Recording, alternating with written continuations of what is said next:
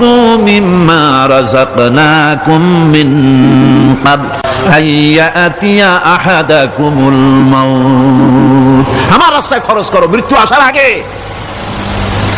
فيقول رب لولا أخرتني إلى أجل قريب। যদি মরার আগে না দাও, মৃত্যুর সময়, মৃত্যু যখন এসে গেল সেই সময় যদি বলো, অনুশোচনা যদি করো, আরে যদি আমি সময় পাইতাম, একটুখানি যদি সময় দিতে আল্লাহ, একটু সময় আমারে যদি দাও, ফাসাদদাকা ওয়া আকুম মিনাস সালিহিন, দান সদকা করব, সব আল্লাহর রাস্তায় দিয়ে দেব, আর আমি সালেহ বান্দাদের মধ্যে শামিল হয়ে যাব। আল্লাহ একটু সময় আমারে দাও। আল্লাহ পাক বলছেন, ওয়ালা ইউআখিরাল্লাহু নাফসান ইযা জাআ আজালুহা আল্লাহু খাবীরুম বিমা তা'মালুন। মৃত্যুর নির্ধারিত সময় আসলে এক সেকেন্ড আগে পাশে করা হবে না। সুতরাং মৃত্যুর আগে খরচ করো। আল্লাহ রাব্বুল আলামিন কোরআন শরীফের ভিতরে বলেছেন, আশ-শামসু ইয়ামবাগি লাহা আন তুদরিকাল কামারা ওয়ালাল লাইলু সাবিকুন নাহার ওয়া কুল্লুন ফি ফালাকি ইয়াসবাহুন। প্রবল জ্ঞানী হইবে যাহারা, আপন মনেতে বুঝিবে তাহারা, রাত্রি পারে না আগে যাইবার, দিনের স্থান করি অধিকার। চন্দ্র বাদে না সূর্যের গায়েতে, সূর্য পারে না চন্দ্রকে ধরিতে, যার যে স্থান বহাল রাখিয়া ভ্রমণ করিছে খোদাকে ডরিয়া। একটি নির্ধারিত সময় সীমা পর্যন্ত আপন আপন কক্ষপথে সব দৌড়াদৌড়ি করবে, কারো সাথে অ্যাক্সিডেন্ট হবে না কারো। ওয়াকুল্লুন ফি ফালাকি ইয়াসবাহুন, যা আছে মহাশূন্যে সব ঘুরতেছে। কে বলে? বলেন সবার, কে বলছে? বলছেন, আমা হাসিবতুম আন তাদখুলুল জান্নাতা ওয়ালাম্মা ইয়া'লামিল্লাহুল্লাযীনা জাহাদু মিনকুম ওয়া ইয়া'লামাস সাবিরিন। তোমরা কি মনে করছো এমনি বেহেশতে চলে যাবা? এটা কি মামু বাড়ির আবদার নাকি? এমনি বেহেশতে চলে যাবা? অথচ আল্লাহ রাব্বুল আলামিন এখনো দেখেন নেননি যে তোমাদের মধ্যে কারা জিহাদ করতে প্রস্তুত, কারা তোমাদের মধ্যে জিহাদ করে জান দেওয়ার জন্য প্রস্তুত, আর কারা ধৈর্যধারী, এটা তো আল্লাহ এখনো দেখে নেন নাই। সুতরাং হক এবং বাতিলের সংগ্রামে লিপ্ত হতে হবে। আল্লাহ দেখতে চান কারা জীবন দিতে চায়। সুতরাং ইসলামী আন্দোলনে যারা শরীক হবে তাদের বিপদ এবং মুসিবত দিয়ে আল্লাহ রাব্বুল আলামিন তাদের সাহসিকতা এবং ধৈর্যের পরীক্ষা নিবেন। কোরআনে কারীম বলছে, وَلَنَبْلُوَنَّكُمْ حَتَّى نَعْلَمَ الْمُجَاهِدِينَ مِنكُمْ وَالصَّابِرِينَ وَنَبْلُوَ أَخْبَارَكُمْ। অবশ্যই আমি তোমাদেরকে পরীক্ষার সম্মুখীন করব, আর তোমাদের মধ্যে সত্যিকার মুজাহিদ, দৃঢ়তা অবলম্বনকারী কারা আমি তা দেখব। এটা যেন আমি দেখে নিতে পারি, সেই জন্য আমি বিপদ এবং মুসিবতের মধ্যে তোমাদের ফেলবো। ধৈর্যধারীদের উপরে আমার রহমত অবশ্যই থাকবে। সবর এমন এক সম্পদ যা ধারণ করলে পরে আল্লাহ রাব্বুল আলামিন রাষ্ট্রীয় ক্ষমতা দান করে দেন। সুবহানাল্লাহ, যেরকম সুবহানাল্লাহ। ধৈর্য ধারণ করলে আল্লাহ রাষ্ট্রের মতো বিরাট নিয়ামত আল্লাহ হাতে তুলে দিবেন। তার প্রমাণ কোরআন শরীফ আল্লাহ বলছেন, বনী ইসরাঈলরা মিশর থেকে যখন বহিষ্কার হয়ে গেল, তাদের যখন পা রাখার কোনো জায়গা থাকলো না, বনী ইসরাঈলরা মিশর থেকে যখন বহিষ্কার হয়ে গেল, এরপরে আল্লাহ পাক তারা যখন ধৈর্য অবলম্বন করলো, আল্লাহ পাক তাদের ব্যাপারে বলছেন, ওয়া আওরাসনাল কওমাল্লাযীনা কানু ইস্তাদআফুনা মাশারিকাল আরদি ওয়া মাগারিবাহাল্লাতী বারাকনা ফিহা। আর তাদের স্থলে আমি নির্যাতিত লোকদেরকে প্রতিষ্ঠিত করলাম। পশ্চিম এবং উত্তরে তাদেরকে আমি পশ্চিম এবং পশ্চিম এবং পূর্বের উত্তরাধিকারী তাদেরকে বানায় দিলাম। বিরাট এলাকা তাদের হাতে আমি তুলে দিলাম। ওয়া তাম্মাত কালিমাতু রাব্বিকাল হুসনা আলা বানি ইসরাঈলা বিমা সাবারু। আর এভাবে করে আল্লাহ পাক তার কথাকে পূর্ণ করলেন বনী ইসরাঈলদের উপরে। সবর ইখতিয়ার করার জন্য, ধৈর্য ধরার কারণে আল্লাহ পাক রাষ্ট্রের মালিক তাদের বানায় দিলেন। যেরকম সুবহানাল্লাহ। সবর যদি করা হয়, কেউ যুদ্ধ যদি বাদে, যদি জাহাজ শুরু হয়ে যায়, আল্লাহ পাক বলেছেন ফেরেশতা দিয়ে সাহায্য করবে। যদি সবর থাকে তোমাদের, সবর থাকলে আল্লাহ কি দিয়ে সাহায্য করবেন? ফেরেশতা দিয়ে। কোরআনে কারীম বলছে, বালা ইন তাসবিরু ওয়া তাত্তাকু ওয়া ইয়াতুকুম মিন ফাওরিহিম হাযা ইউমদিদুকুম রাব্বুকুম বিখামসাতি আলাফিন মিনাল মালাইকাতি মুসাওwimin। হ্যাঁ, তোমরা যদি ধৈর্য অবলম্বন করো আর আল্লাহকে ভয় করে চলো, তাহলে এক্ষুনি আল্লাহ রাব্বুল আলামিন তোমাদের জন্য কাতারে কাতারে শৃঙ্খলাবদ্ধ ৫,০০০ ফেরেশতা দিয়ে তোমাদেরকে সাহায্য করবেন। সুবহানাল্লাহ। তোমাদেরকে ফেরেশতা দিয়ে সাহায্য করা হবে। তোমরা যদি সবর ইখতিয়ার করো, তাহলে সংখ্যা যদি কম হয়, বেশি সংখ্যার উপরে জয় করে দেব। ইয়াকুম মিনকুম ২০ সাবিরুনা ইয়াগলিবু মিআতাইন। যদি তোমাদের ভিতরে ধৈর্যশীল ২০ জন হয়, আমি ২০০ কাফেরের বিরুদ্ধে তোমাদেরকে জয় করে দেবো। সুবহানাল্লাহ। তোমরা যদি হও ধৈর্যশীল ২০০ জন, ২০০ কাফেরের উপরে তোমরা জয়যুক্ত হয়ে যাবে। আর বিপদ আর মুসিবতে যারা ধৈর্য ধরে, তাদের জন্য আল্লাহর পক্ষ থেকে সুসংবাদ। সুসংবাদ কাদের জন্য? ধৈর্যধারীদের জন্য। কোরআনে কারীম বলছে, ওয়াবাশশিরিস সাবিরিন আল্লাযীনা ইযা আসাবাতহুম মুসিবাতুন ক্বালু ইন্না লিল্লাহি ওয়া ইন্না ইলাইহি রাজিউন।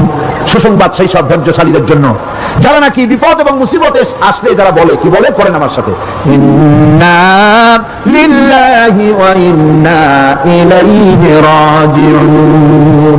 এটা শুধু আমাদের লোকেরা কেউ বললে পড়ে, এটা শুধু মরার সময় নয়, বরং যে কোনো বিপদ আর মুসিবত এলে মুমিন বান্দা যারা, তারা কি বলবে? ইন্না লিল্লাহি ওয়া ইন্না ইলাইহি রাজিউন। নিশ্চয়ই নিশ্চয়ই আমরা আল্লাহর জন্য এবং আমাদের সকলকেই আল্লাহর কাছে ফিরে যেতে হবে, প্রত্যাবর্তিত হতে হবে। সবরকারীদের জন্য রয়েছে জান্নাতের সুউচ্চ সম্মানের জায়গা। জান্নাতে সবচেয়ে সম্মানজনক জায়গা আল্লাহ রাব্বুল আলামিন ধৈর্যশালীদেরকে দান করবেন। কোরআনে কারীম বলছে, উলাইকা ইউজসাউনাল গুরফাতা বিমা সাবারু ওয়া ইউলাক্কাউনা ফিহা তাহিয়াতাও ওয়া সালামা। এরা হলো সেই সব লোক যাদেরকে প্রদান করা হবে বেহেশতের সুউচ্চ মঞ্জিল, কারণ তারা সবর ইখতিয়ার করেছিল, তারা সবর করছিল, এই জন্য বেহেশতের সবচেয়ে ভালো জায়গা তাদের দেওয়া হবে। কোন আলহামদুলিল্লাহ, যারা কোন আলহামদুলিল্লাহ। এবং জান্নাতে সবরকারীদেরকে সম্বর্ধনা দেওয়া হবে, সম্বর্ধনা দেওয়া হবে। খালিদিনা ফিহা হাসুনাত মুস্তাকাররান ওয়া মুকামা। চিরদিন তারা জান্নাতের ভেতরে বসবাস করবে এবং কতই না সুন্দর, কতই না উত্তম জায়গা সবরকারীদের জন্য আল্লাহ বেহেশতের মধ্যে রেখে যাবেন। জান্নাতে প্রবেশ করার সাথে সাথে চতুর্দিক থেকে ফেরেশতারা ছুটে আসবে সবরকারীদের জন্য। ওয়াল মালাইকাতু ইয়াদখুলুনা আলাইহিম মিন কুল্লি বাব। চতুর্দিক থেকে ফেরেশতারা তাদেরকে ইস্তেকবাল করবে। কি বলবে? সালামুন আলাইকুম বিমা সাবারতুম ফানি'মা উকবাদ-দার। তোমাদের প্রতি শান্তি বর্ষিত হোক, কারণ তোমরা পৃথিবীতে সবর অবলম্বন করেছিল। কতই না উত্তম জায়গা, কতই না সুন্দর জায়গা আল্লাহ রাব্বুল আলামিন সবরের বিনিময়ে তোমাদেরকে দান করেছেন। সুতরাং এই সবর হচ্ছে মুসলমানদের জন্য সবচেয়ে বড় নিয়ামত। আজ আমার তো মনে হয় পৃথিবীতে মুসলমানরাই সবচেয়ে বেসবর। ট্রেনে যাবে, বসা নিয়ে বেসবর, টিকিট নিয়ে বেসবর, বাসের মধ্যে বেসবর, বাজারে যাবে বেসবর, স্কুলে যাবে বেসবর। যেখানে যান সব জায়গায় আমরা বেশি অধৈর্য, ঠিক কিনা? কর সামান্য সামান্য জিনিস নিয়ে ঝগড়া করা, মারামারি করা, এই হচ্ছে আমাদের ট্র্যাডিশন। ধৈর্য অবলম্বন করতে হবে জীবনের সকল ক্ষেত্রে। এই ধৈর্য আমাদেরকে রক্ষা করতে হবে। এই ধরনের ধৈর্য যদি আমরা অবলম্বন করতে পারি, তাহলে আল্লাহ পাক বলছেন, উলাইকাল্লাযীনা সাদাকু ওয়া উলাইকা হুমুল মুত্তাকুন। এরাই হলো ঈমানের দাবিতে সত্যবাদী। কোন আলহামদুলিল্লাহ। কারা কারা? না না, শুধু সবরকারী না, এই যে 10টা পয়েন্ট বলা হলো, কয়টা পয়েন্ট বলা হয়েছে? 10টি পয়েন্ট। সেই 10টি পয়েন্ট যারা পালন করবে, এরা হলো ঈমানের দাবিতে সত্যবাদী, আর এরাই হচ্ছে প্রকৃতপক্ষের মুত্তাকি। আমরা মুত্তাকি বুঝি দাঁতে ছাতা, দাড়ি আশ্রয় না, জাব্বা জুব্বা গায়ে দিয়ে কোনো জায়গায় পড়ে থাকে, এটা বড় মুত্তাকি, খুব পরহেজগার। সালাত সত্তর যদি পড়ে তাহলে তো আরো বড় পরহেজগার। জি, আর যদি কাপড় চোপড় মোটেও না থাকে তাহলে তো খাজা বাবা হয়ে গেল। আর আল্লাহ বলছে মুত্তাকি কারে কয়? শোনো, এরা কয় মুত্তাকি যাদের মধ্যে এই 10টা গুণ আছে। এই 10টি সত্য যদি সম্পাদন করতে পারি, যদি আমল করতে পারি, জীবন ধন্য হয়ে যাবে। সেই 10টি কথা আমি আবার আপনাদের স্মরণ পটে তুলে দিতে চাই, প্যাকেট করে পকেটে উঠাই দিতে চাই, যেন বাড়ি নিয়ে যেতে পারেন। 1 নম্বর হচ্ছে 10টি পয়েন্টের 1 নম্বর আল্লাহর প্রতি ঈমান। 1 নম্বরে আল্লাহর প্রতি ঈমান, 2 নম্বরে পরকালের প্রতি ঈমান, 3 নম্বরে ফেরেশতাদের উপর ঈমান, 4র্থ নম্বরে কিতাবের প্রতি ঈমান, 5ম নম্বরে নবীদের প্রতি ঈমান, 6ষ্ঠ নম্বরে সহায় সম্বলহীন, নিকটবর্তী আত্মীয়, ইতিম, মিসকিন, প্রবাসী, মুসাফির, সাহায্য প্রার্থী, এদেরকে মুক্ত করার জন্য এদেরকে সাহায্য প্রদান করা, 7 নম্বরে নামাজ প্রতিষ্ঠা করা, 8 নম্বরে যাকাত আদায় করা, 9 নম্বরে ওয়াদা পালন করা, 10 নম্বরে সবর এখতিয়ার করা। কয়টা হলো? এই 10টি কাজ যদি আমরা পালন করতে পারি, বিপদে মুসিবতে ধৈর্য ধারণ করতে পারি, যত মুসিবত আসুক, আসলে এগুলি কিছু না। মুসিবত আল্লাহ টেস্ট করবেন, মুসিবত দিয়া আল্লাহ টেস্ট করেন। দেখা যায় যে ওদের শক্তি খুব বেশি, চোখে আপনি দেখতে পারেন, কিন্তু আল্লাহ বলছেন ইন্না কায়দা শাইতানে কানা দাঈফা। বাতিলরা হলো শয়তান, বাতিলরা কি? আর ওদের চক্রান্ত আসলেই দুর্বল, এদের চক্রান্ত আসলে কি? দুর্বল। কাজেই এগুলিকে ভয় করা যাবে না। বিপদে মুসিবতে ধৈর্য ধারণ করে যদি অগ্রসর হওয়া যায়, তো আল্লাহ রাব্বুল আলামিন এই 10টি পয়েন্ট যদি আমল করা যায়, দুনিয়ায় শান্তি পাবো, আখিরাতেও শান্তি পাবো। যত মুসিবত আসুক, বিপদ আসুক, ধৈর্যের সাথে মোকাবেলা করতে হবে। ধৈর্যের অর্থ কি? আমি আগেই বলেছি, ধৈর্যের অর্থ হচ্ছে অবিচলতা, দৃঢ়তা, বরদাস্ত করা, সহিষ্ণুতা, ধীরতা, স্থিরতা। ধৈর্যের অর্থ এটা নয় একজন একটা থাপ্পড় মারলো আর আপনি বলবেন যে বাবা ব্যথা পাইছো নাকি, তাহলে আরো একখান থাপ্পড় দিয়ে দাঁত আমার সবগুলো ভালাই দেয়। এর নাম ধৈর্য নয়। ধৈর্য হচ্ছে পরিস্থিতির মোকাবেলা করতে হবে সাহসিকতার সাথে, এর নাম হচ্ছে ধৈর্য। ওই যে আমি একটা দৃষ্টান্ত দিয়ে থাকি, এক সাপ একবার মুরিদ হয়েছিল এক পীর সাহেবের কাছে। পীর বলছিলেন যে আমি তো এইসব সাপ কাপ মুরিদ বানাই না। না হুজুর, আমার বানান। তারপরে মুরিদ বানায় কিছু অধিবাতারে শিখাই দিল আর বললো খবরদার কাউকে দংশন করবে না। ঠিক আছে, সে যায় জিজ্ঞাসা শুরু করে দিয়েছে। এর মধ্যে জমিনে রাখাল আসছে, ধান কাটছে, ধানগুলো নিবি কি করে, দড়ি দাঁড়ি পাচ্ছে না। তো কি করা যায়, বান্ধব কি দিয়া? সন্ধ্যার পর অন্ধকারে দেখে যে দড়ি একটা পড়ে আছে। ও যে কি দড়ি তা তো ওর বুঝে নেই। ওইটারি নিয়ে ধানের ফেসাইয়া লেজ দিয়ার মাথা দিয়ে এরকম করে বাসে দিয়ে বাঁধছে। সাপ তখন বলতেছে হায় হায় রে, কেবল যে মুড়ি ধরছি, তা না হলে তুই ঠিক পাইছি যে আমি কি ধরনের দড়ি। এরপরে নিয়ে বাড়ি নিয়ে ভাড়ায় গেছে, খুলে সাপটার ঘাড় গেছে মুসকে। বহুত কষ্ট করে হুজুরের বাড়ি গিয়ে হাজির, কাজে হুজুর কি একখান জিকের শিখাইলেন, আমার তো ঘাটটার মুসকে শেষ। আশ্চর্য কথা, কত মানুষ মুড়ি ধরলো, কত কিছু মুড়ি ধরলো, কারো তো জিকের করলে ঘাড় মস্কে যাবে কেন, এটা কেমন কথা? হুজুর ঘটনাই। আরে বেটা ঘটনা এইটা, তুই কি করছিলি? কয়ে আপনি যে নিষেধ করছেন দংশন করতে, আমি তো দংশন করতে পারিনি। আরে বেটা দংশন করতে নিষেধ করছিলাম, ফোঁস করতে তো নিষেধ করি নাই। তোরে যখন দড়ি মনে করে হাত দিছিল, ফোঁস করে উঠতি, ওই রাখা লাভ দিয়া বর্ডার পার হইয়া দিল্লি চলে যেত। কাজী ধৈর্যের মানে শীত হয়ে পড়ে না। ধৈর্য মানে অবিচলতা, দৃঢ়তা নিয়ে শক্তি সঞ্চয় করে আল্লাহর উপরে ভরসা করে বাতিলের বিরুদ্ধে ঝাঁপিয়ে পড়তে হবে, বাতিল উৎখাত হতে বাধ্য হবে।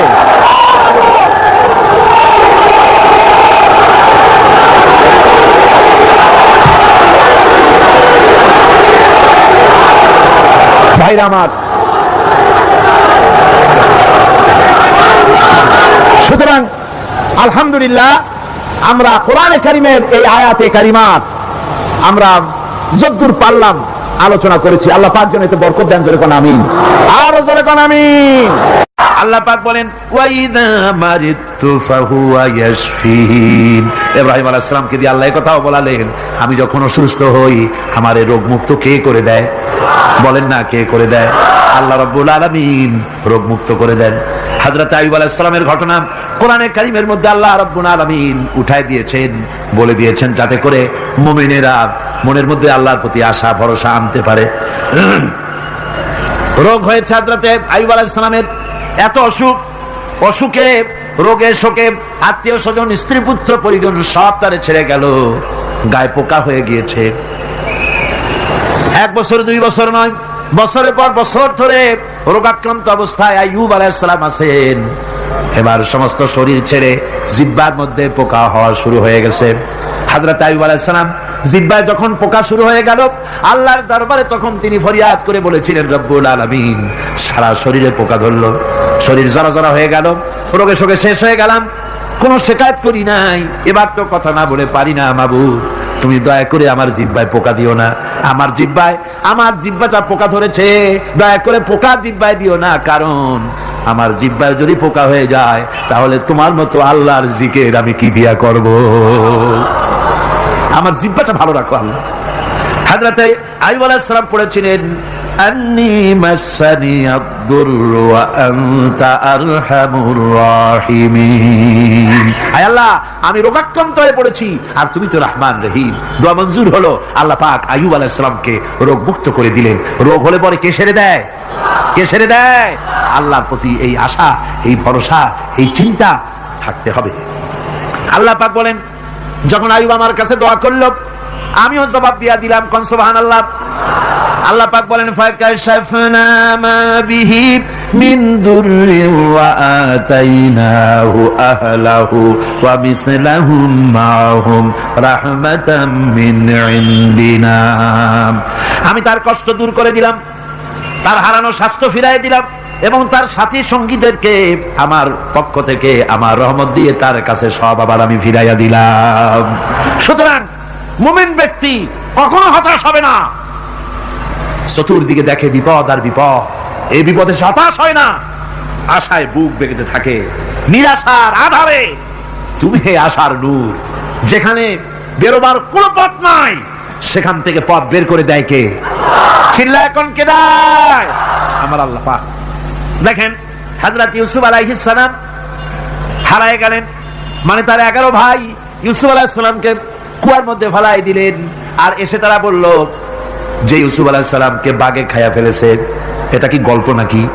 এটা কোথায় আছে? কোরআন শরীফের মধ্যে আছে। ওই 11 ভাই মনে করেছিল ইউসুফ আলাইহিস সালাম রে কুয়ার মধ্যে ফেলাই দিলাম, এই কুয়ার মধ্যে পচে মরবে, শেষ হয়ে যাবে।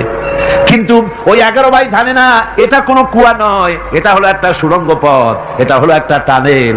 এক মুখে ইউসুফকে ফেলাই দিল 11 ভাই, কুয়ার আরেক মুখ থেকে আল্লাহ হযরত ইউসুফকে বের করে মিশরের সিংহাসনে বসায়া দিলেন। ওরা বোঝে না, তাই চিরকাল পাপীরা আল্লাহর বান্দাদেরকে, আল্লাহর দ্বীনের গোলামদেরকে অত্যাচার করে, মনে করে শেষ করে ফেলাবো। কিন্তু শেষ আল্লাহর গোলামেরা হয় না, ওরাই শেষ হয়। নির্মূল যারা করতে চায় ওরাই নির্মূল হয়ে যায়। টিকে থাকে কে? আল্লাহর গোলামেরা। টিকে থাকে কে? আল্লাহর গোলামেরা টিকে থাকে। নির্মূলেরিয়া নির্মূলই হয়ে যায় সব সময়। ঠিক কিনা কর? জোরে বলেন ঠিক কিনা? ভাইরা আমার, হযরত ইয়াকুব আলাইহিস সালাম ছেলের চিন্তায় চিন্তায় চোখ দুটো অন্ধ হয়ে গেছে, কাঁদতে কাঁদতে চোখ অন্ধ হয়ে গেছে। কিন্তু হতাশ হন নাই, কারণ হতাশ হবে কেবলমাত্র কাফেরেরা। হতাশ হয় কারা? আল্লাহ বলেছেন হতাশ হয় কাফের, ঈমানদার কখনো হতাশ হয় না। হযরত ইয়াকুব আলাইহিস সালাম ছেলে হারাইয়া কি বলতেছেন শুনেন। আল্লাহ তার কথা কোরআনে কারীমের ভিতরে আল্লাহ কি সুন্দর করে উঠায়া দিয়েছেন। হযরত ইয়াকুব পড়তেছেন ফাসাবরুন জামিলুন আসাল্লাহু আইয়াতিয়ানি বিহিম জামিআন ইন্নাহু হুয়াল আলিমুল হাকীম।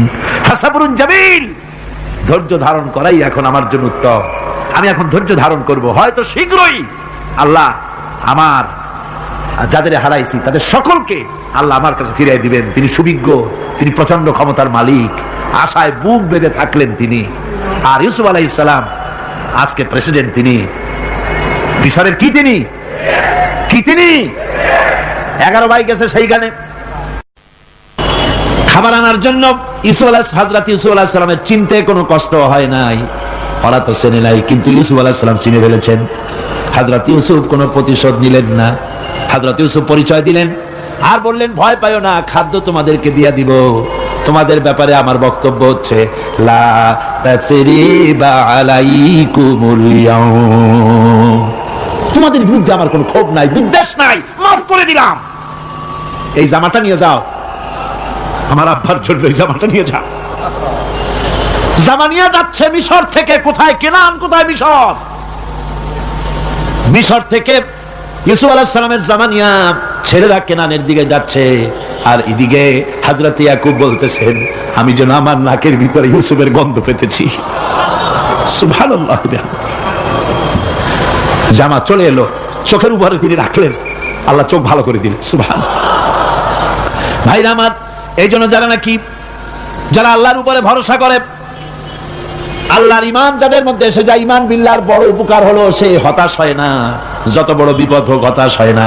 দেখেন ইউসুফ আলাইহিস সালাম কি কেমন করে জুলাইখা ঘেরাও করে ফেলে দিয়েছে, দরজা বন্ধ, তালা বন্ধ, জানালা বন্ধ, সিটকানি মারা, খিল মারা, তালা দেওয়া, বেরোবার কোনো পথ নাই, চতুর্দিকে নগ্ন চিত্র। এবার জুলাইখার কুপ্রে প্রবৃত্তিকে চরিতার্থ করতে হবে, খারাপ কাজ করতে হবে, বেরোবার পথ নাই।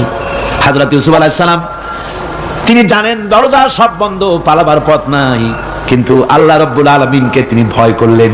যুবক মানুষ আল্লাহ রাব্বুল আলামিনকে ভয় করলেন, রব্বুল আলামিনকে ভয় করে তিনি তালাবদ্ধ দরজার দিকে দৌড় মারলেন।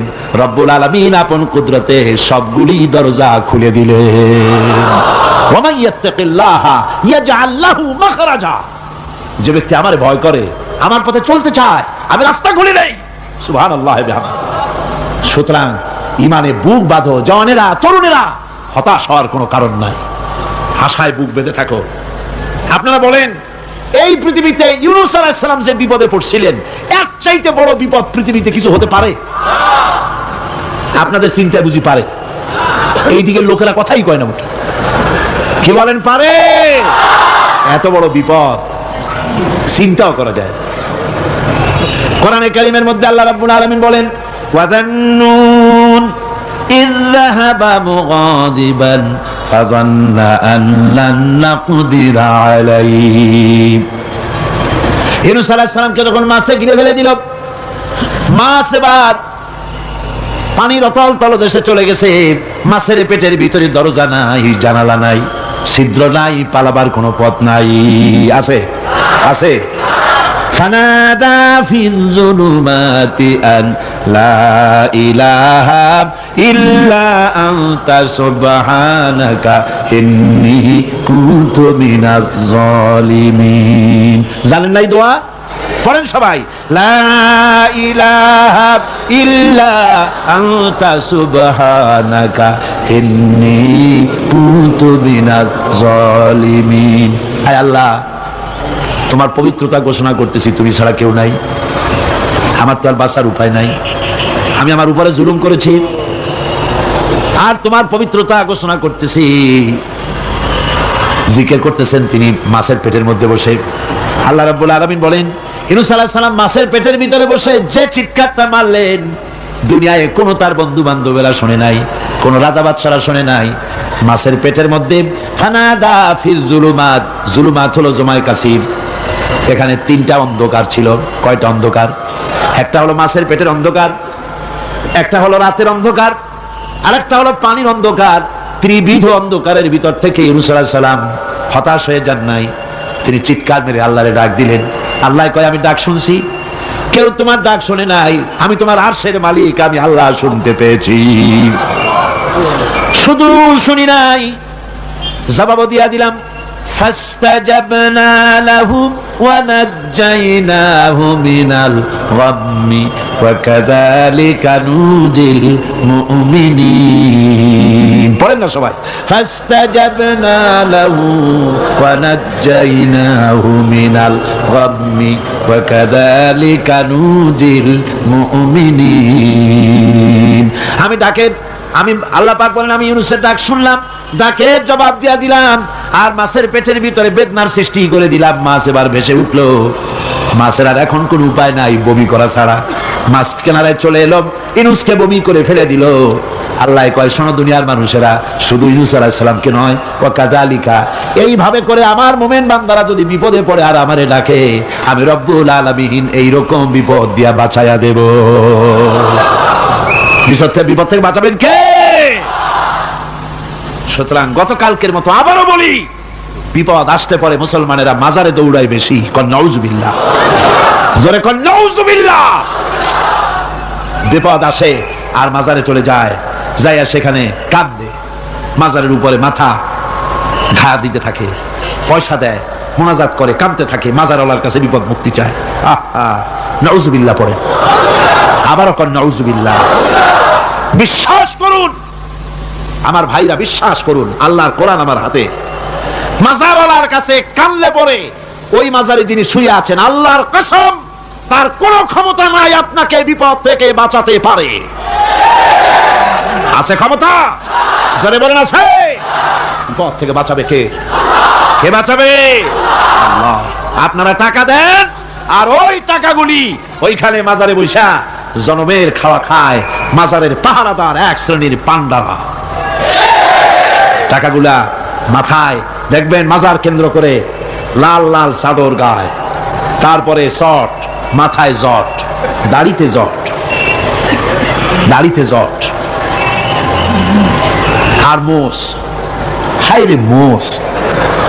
6টা টর্চ লাইট দিয়েও যদি আপনি খোঁজেন মুখ তালাশ করে পাবেন না, এত মোষ সমানে গাঁজা খায়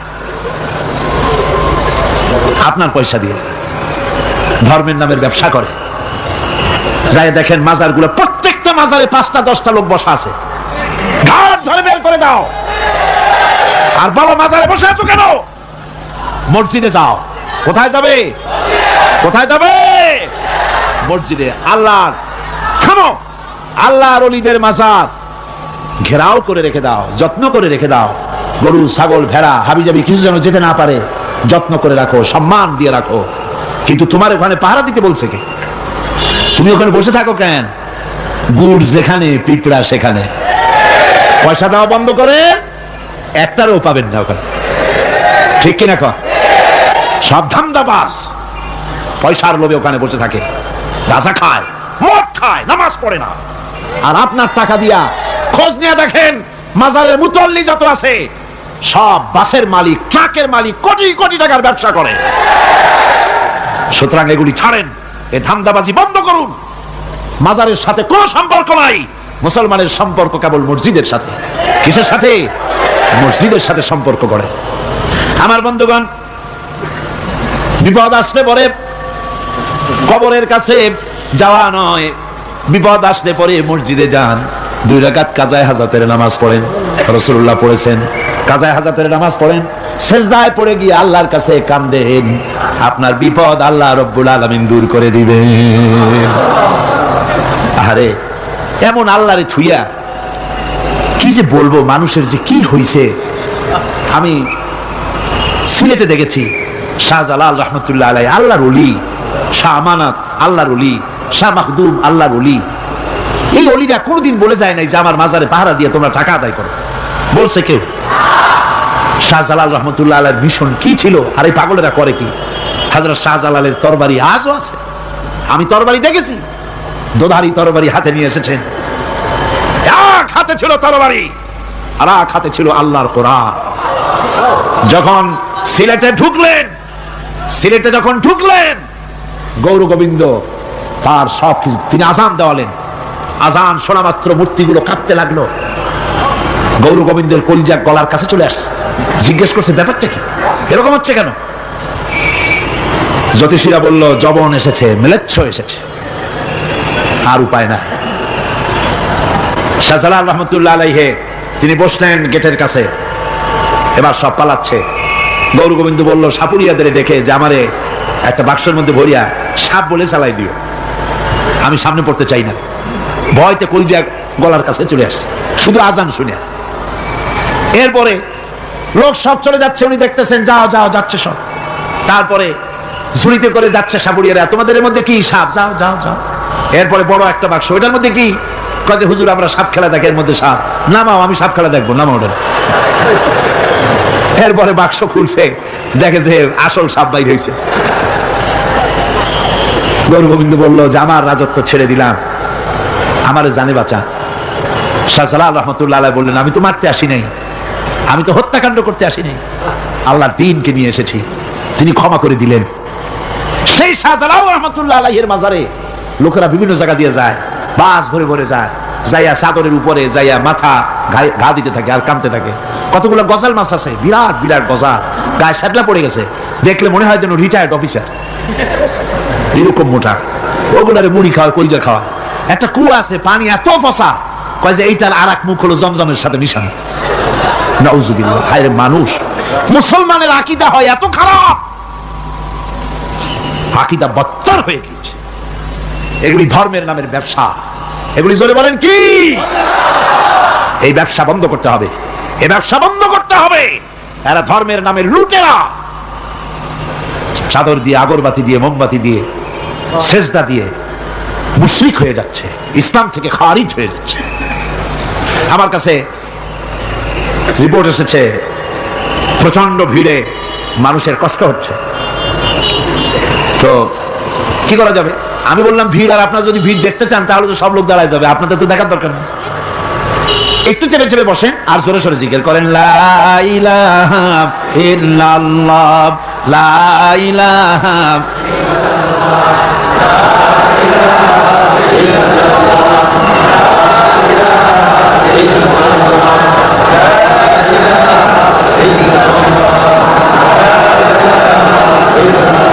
আপনি কিন্তু বসেই এগোতে পারতেন, দাঁড়ালে পরে ডিস্টার্ব হয়, হাঁটলে পরে ডিস্টার্ব হয়। নিজের কপালটারে খারাপ করেন না, এত সুন্দর আল্লাহর কথা শোনা থেকে নিজেকে মাহরুম করতে চেষ্টা করেন না। নিজেও শোনেন, অপরকেও শুনতে দেন। বসেন, মাজা ব্যথা করবে না, আল্লাহ মাজা ব্যথা ভালো বানায় দেবে যত সময় বসবেন। কোন আলহামদুলিল্লাহ। আপনারা বসছেন যে জায়গাটায়, এটা বেহেশতের টুকরা। এটা কি? এটা প্যারেড ময়দান নয়। মাজালিসুল ইলম হিয়া রাউযাতুম মিন রিয়াদিল জান্নাহ। হযরত আলী বলেছেন, যেখানে ইলম চর্চা হয়, কোরআন আলোচনা হয়, হাদিস আলোচনা হয়, সেটা কোনো সাধারণ জায়গা না, সেটা জান্নাতের টুকরা হয়ে যায়। যেরকম সুবহানাল্লাহ। কাজী বেহেশত থেকে শয়তানের জন্য বাইর করিয়া না দেয়, সতর্ক থাকেন। শয়তান কি চায় যে আপনি সারাক্ষণ শোনেন? কি কোন চায়? চায় না। শয়তানের খপ্পরে পড়েন না, বসেন আর শোনেন। ইমানদার যখন বিপদে জর্জরিত হতে থাকে তখন সে ভেঙে পড়ে না, তখন অন্ধকারের বিপদের অন্ধকার বিদীর্ণ করে আলোর এক প্রভা তার চোখের সামনে উদ্ভাসিত হয়ে ওঠে। সেটা কি? সেটা হলো আল্লাহ রাব্বুল আলামিনের বাণী, ফাইন্না মাআল উসরি ইউসরান, ইন্না মাআল উসরি ইউসরা। আল্লাহ পাক বলেন, জেনে রাখো, দুঃখ এবং কষ্টের সাথে রয়েছে সুযোগ আর সুবিধা, আর অসচ্ছলতার সাথে রয়েছে উদার সচ্ছলতা। জোরে কোন সুবহানাল্লাহ। কাজে ভয় পাওয়ার কারণ নাই, হতাশ হওয়ার কারণ নাই। মন আশায় বুক বেঁধে রাখো। গুনাহ করেছো, হতাশ হয়ো না। যুবকদের গুনাহ করা স্বাভাবিক। ইউনিভার্সিটির ছাত্র, কলেজের ছাত্র, প্রফেসর, শিক্ষক, অফিসার ঘুষ খেয়েছেন, জিনা করা হয়েছে, মদ খাওয়া হয়েছে, মিথ্যা কথা বলা হয়েছে, যাই কিছু করেন না কেন ভয় পাওয়ার কারণ নাই, নিরাশ হওয়ার কোনো দরকার নাই। আল্লাহ পাক ডেকে বলেছেন, কুল ইয়া ইবাদিয়াল্লাযীনা সারাফু আলা আনফুসিহিম লা তাকনাতু মির রাহমাতিল্লাহ। আরে আমার আল্লাহর মতো এত ভালো আর কেউ আছে? এত দরদ আর কারো আছে? আমার আল্লাহ বলেন, ও নবী, আপনি শুনায় দেন, হে আল্লাহর বান্দারা, তোমরা যারা নিজেদের উপরে বাড়াবাড়ি করেছো, নিজেদের উপরে জুলুম করেছো, অত্যাচার করেছো, আমি আল্লাহর রহমত থেকে নিরাশ হয়ে যেও না। মানুষ যদি অপরাধ করে, বাপের সাথে অপরাধ করেছে, মায়ের সাথে অপরাধ করেছে, মা বাবা সন্তানের চাইতে এত বড় কল্যাণকামী তো আর কেউ নাই, কিন্তু মা বাবা কোনোদিন বলে না, আয় আমার ছেলে তোরে মাফ করে দেই, এরকম বলে নাকি? মন চায় ছেলে যদি মাপ চাইতো, খুশি হয়ে মাফ করে দিতাম, কিন্তু কেন যে আসে না, ডাকে না যে আয় মাফ করে দেই। মা বাপ আপনাকে এত ভালোবাসে, সেই মা বাপও আপনাকে বলে না যে আয় মাফ করে দেই। আমার আল্লাহ হচ্ছেন এমন আল্লাহ, আল্লাহ রাব্বুল আলামিন ডাকেন, এ বান্দা, খুন করেছিস ফিরে আয়, জিনা করেছিস ফিরে আয়, হত্যা করেছিস ফিরে আয়, চুরি করেছিস ফিরে আয়, কুফরি করেছিস ফিরে আয়, সুদ খেয়েছিস, ঘুষ খেয়েছিস, মদ খেয়েছিস ফিরে আয়। এসে আমার দরবারে চোখের পানি ফেল, আমার দরবারে কাঁদাকাটি কর।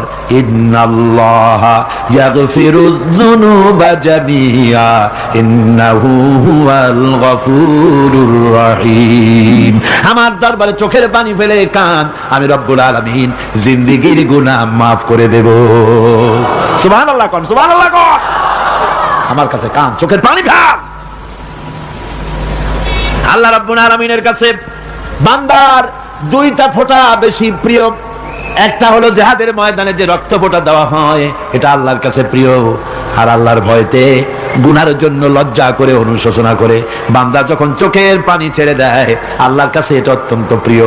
নবীজি বলেছেন, বান্দা যখন গুনার ভয়তে, আল্লাহর ভয়তে, জাহান্নামের ভয়তে অনুশোচনা করে যখন চোখ দিয়া পানি ছেড়ে দেয়, ওই চোখের পানি নাকের অর্ধেক আসতে না আসতে আল্লাহ রাব্বুল আলামিন বান্দারে মাফ করে দেন। আল্লাহ বরদাস্ত করতে পারেন না যে বান্দা কান্দে। আমার ভাইরা, আল্লাহ রহমত, এই পৃথিবীতে আল্লাহ রহমতকে 100 ভাগ করা হয়েছে। আল্লাহ রহমতের কত ভাগ? এই 100 ভাগের 1 ভাগ সারা পৃথিবীতে ছড়াই দেওয়া হয়েছে। আর 99 ভাগ কার কাছে? আল্লাহর কাছে। একটা ভাগ দুনিয়া ছড়ানো হয়েছে আদম আলাইহিস সালাম থেকে নিয়ে এই পর্যন্ত, এখান থেকে নিয়ে কিয়ামত পর্যন্ত পৃথিবীতে যত মানুষ আসবে, যত প্রাণী আসবে, তাদের মধ্যে প্রাণী জগতেও গাবি তার বাছুরকে ভালোবাসে ঠিক কিনা, হাতি তার বাচ্চাকে ভালোবাসে ঠিক কিনা, মুরগি তার বাচ্চাকে ভালোবাসে কিনা, প্রত্যেক মাই তার সন্তানকে ভালোবাসে মানুষের মতো। এই ভালোবাসা, স্নেহ, এই মমতা, এই করুণা, এই মহব্বত একটা ভাগ দুনিয়ায় দেওয়ার পর আপনি আর আমি যতটুকুন ভাগে পেয়েছি, সেই মহব্বতে, স্ত্রীর মহব্বতে অস্থির, মায়ের মহব্বতে অস্থির, সন্তানের মহব্বতে অস্থির।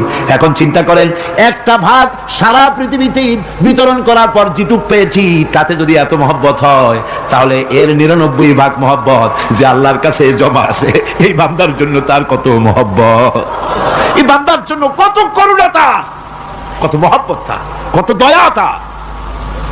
এই জন্য আল্লাহ রাব্বুল আলামিন বলেছেন, নাব্বি ইবাদি আন্নী আনাল গফুরুর রহিম।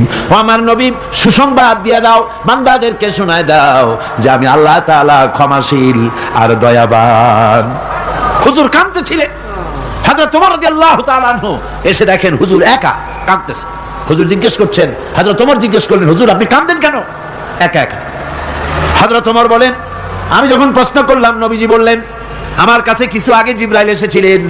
জিবরাইল এসে আমাকে বললেন, আল্লাহ পাক বলেছেন, হে আমার নবী, ইসলামের ভিতরে থেকে যে সমস্ত মানুষগুলো ইসলামের ভিতরে থেকে চুল আর দাড়ি পাকায় দিছে, কিয়ামতের দিন এই লোকগুলারে আমি শাস্তি দিতে আমার শরম হবে। হযরত ওমর বলেন, হুজুর উম্মতের জন্য কত বড় খোঁজ খবর এটা, আর আপনি কাঁদতেছেন। হুজুর বলেন, ওমর তুমি জানো না, আমার কান্নার কারণ ভিন্ন।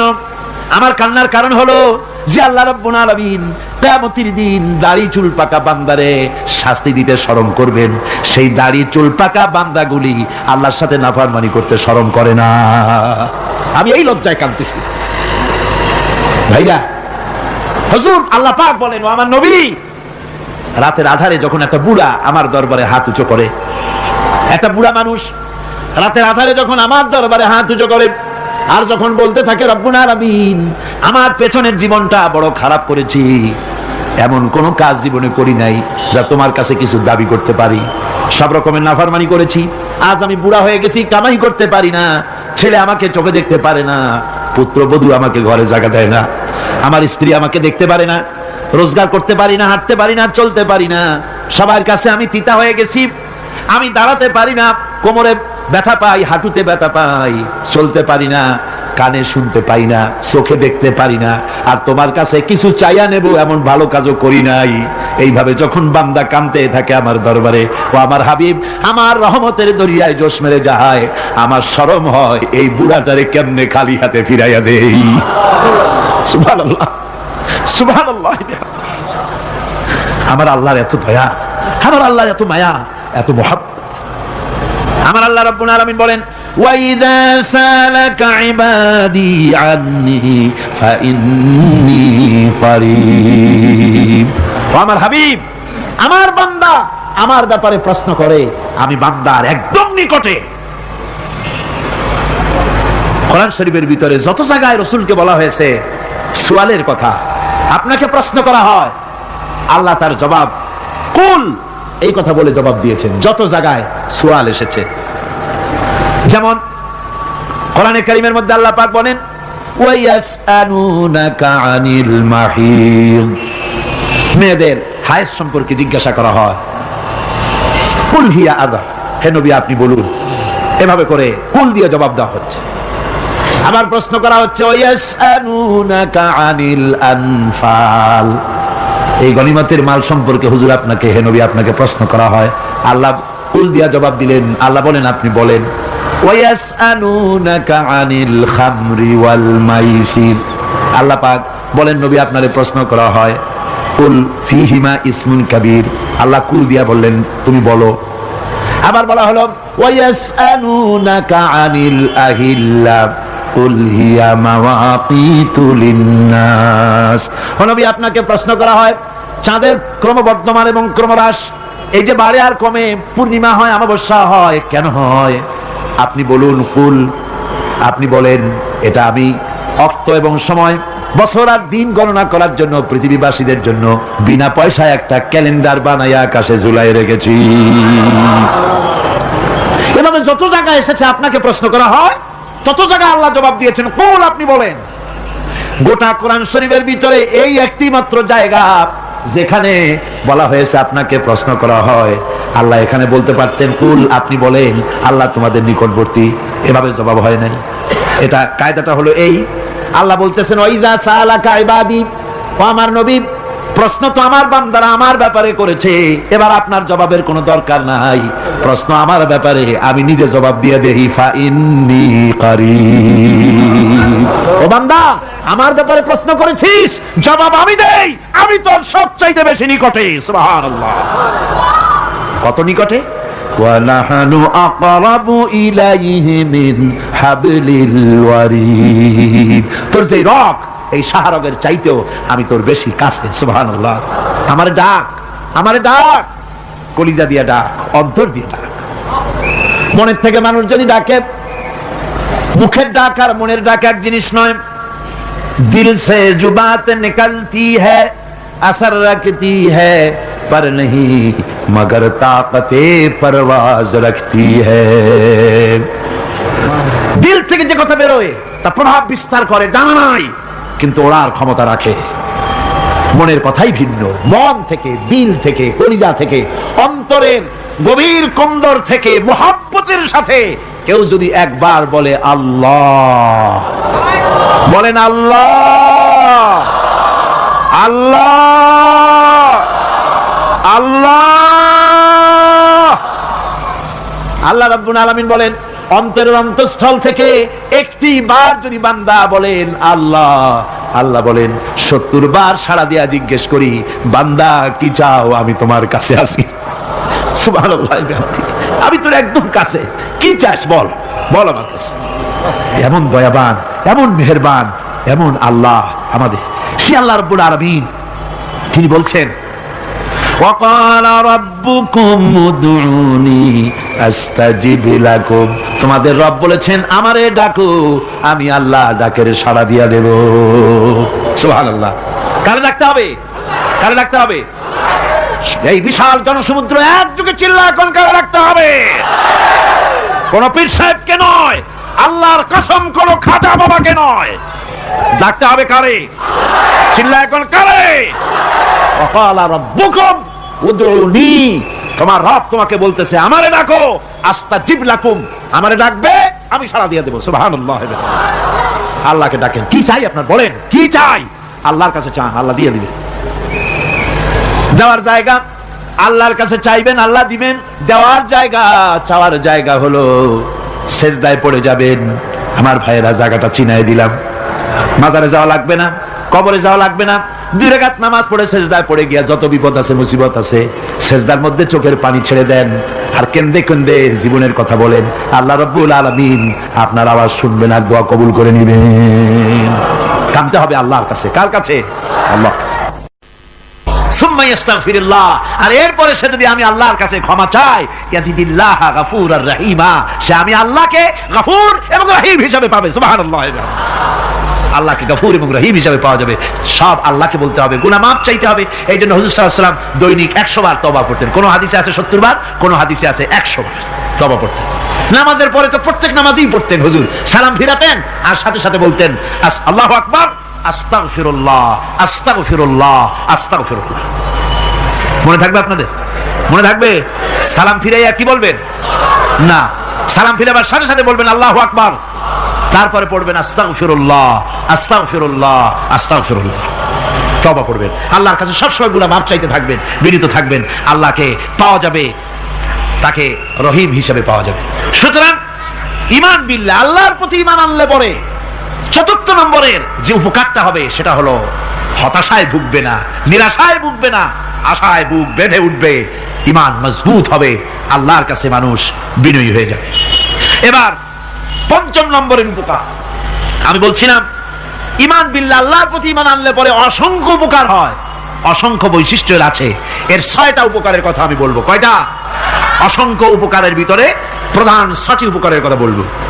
এর বললাম কয়টা? ৪টে বলছি। এবার বলো ৫ম উপকারের কথা। আল্লাহর প্রতি আপনি পূর্ব পশ্চিমে কতবার মুখ ঘোরালেন, এটাই কিন্তু আপনার আসল সৎ কাজ নয়। আসল সৎ কাজ হলো আল্লাহর প্রতি ঈমান আনা। এই ঈমানের ব্যাপারে ৩টা দিন আমরা পার করে দিলাম, এখনো কথা শেষ হয় নাই।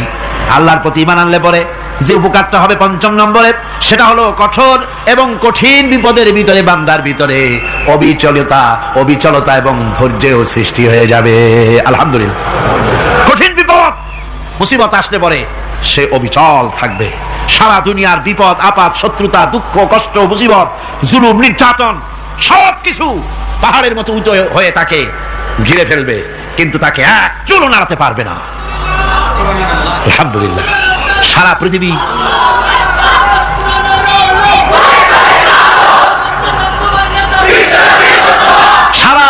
একদিকে আর সে একা একদিকে থাকবে। বিরোধিতা তো হবেই, বিপদ তো আসবেই। কবি বলতেছেন, সাথে জাকা রহা হ্যায় আজল সে তা ইমরোজ, সাথে জাকা রহা হ্যায় আজল সে তা ইমরোজ, চরাগে মুস্তফাবি সে শরারে বুলহাবিস। সে আবহমান কাল থেকে শুরু করে মুস্তাফা সাল্লাল্লাহু আলাইহি ওয়াসাল্লামের দীপ শিখার সাথে আবু জাহেল, আবু লাহাবের অগ্নিস্ফুলিঙ্গের টক্কর লেগেই আছে। রাসূলুল্লাহর আল্লাহর দেওয়া এই বিধান, এই দ্বীনের বাতিটা টিম টিম করে চলেছে। আর গর্কি, টর্নেডো, হাজার হাজার মাইল বেগে হেরিকেন এসেছে, গর্কি এসেছে, টর্নেডো এসেছে, টাইফুন এসেছে, কিন্তু এই আলো নিবাইতে পারে নাই। সুবহানাল্লাহ। এই আলো নিবাতে পারে নাই। এই শত্রুতা চিরকালের, নিবাতে পারবে না। কারণ হচ্ছে আল্লাহ রাব্বুল আলামিন বলেছেন, ইউরিদুনা লিইউতফিউ নূরাল্লাহি বিআফওয়াহিহিম ওয়াল্লাহু মুতিম্মু নূরিহি ওয়ালাউ কারিহাল কাফিরুন। ওরা চায় মুখের ফু দিয়ে আমার আলোকে নিভিয়ে দেবে, কিন্তু আমি আমার আলোকে পূর্ণতা দান করব। তাতে কাফের বেঈমানদের কলজায় যত জ্বালা যন্ত্রণা হোক, আমার দিন কেউ মিটাই দিতে পারবে না। সুবহানাল্লাহ। সুতরাং বিপদে অবিচলতা আসবে, সে অটল হবে, মজবুত হবে। কোরআনে কারীম বলতেছে, ওয়া কাযালিকা জাআলনা লিকুল্লি নাবিয়্যিন আদুওয়াম মিনাল মুজরিমিন। এই পৃথিবীতে এমনি করে আমি সকল নবীদের শত্রু বানিয়েছি, সব পাপিষ্ঠ অপরাধীদেরকে। নবীদের সাথে বিরোধিতা করেছে কারা? পাপিষ্ঠরা, অপরাধীরা। আজও খুঁজে দেখেন, আজও ইসলামী আন্দোলনের বিরোধিতা যারা করে সবগুলি কি? পাপিষ্ঠ। সত্য কিনা কর? ইসলামী আন্দোলনের বিরোধিতা যারা করে, হিসাব করে চোখ দিয়ে তাকায় দেখেন, খুঁজে দেখেন তাদের নামগুলি। মদখোর, জিনাকার, বদমাশ, চোর, হাইজাকার, বেনামাজি, লুটেরা, মিথ্যাবাদী, সবচাইতে সমাজের নিকৃষ্ট লোকগুলি ইসলামের বিরোধিতা করে।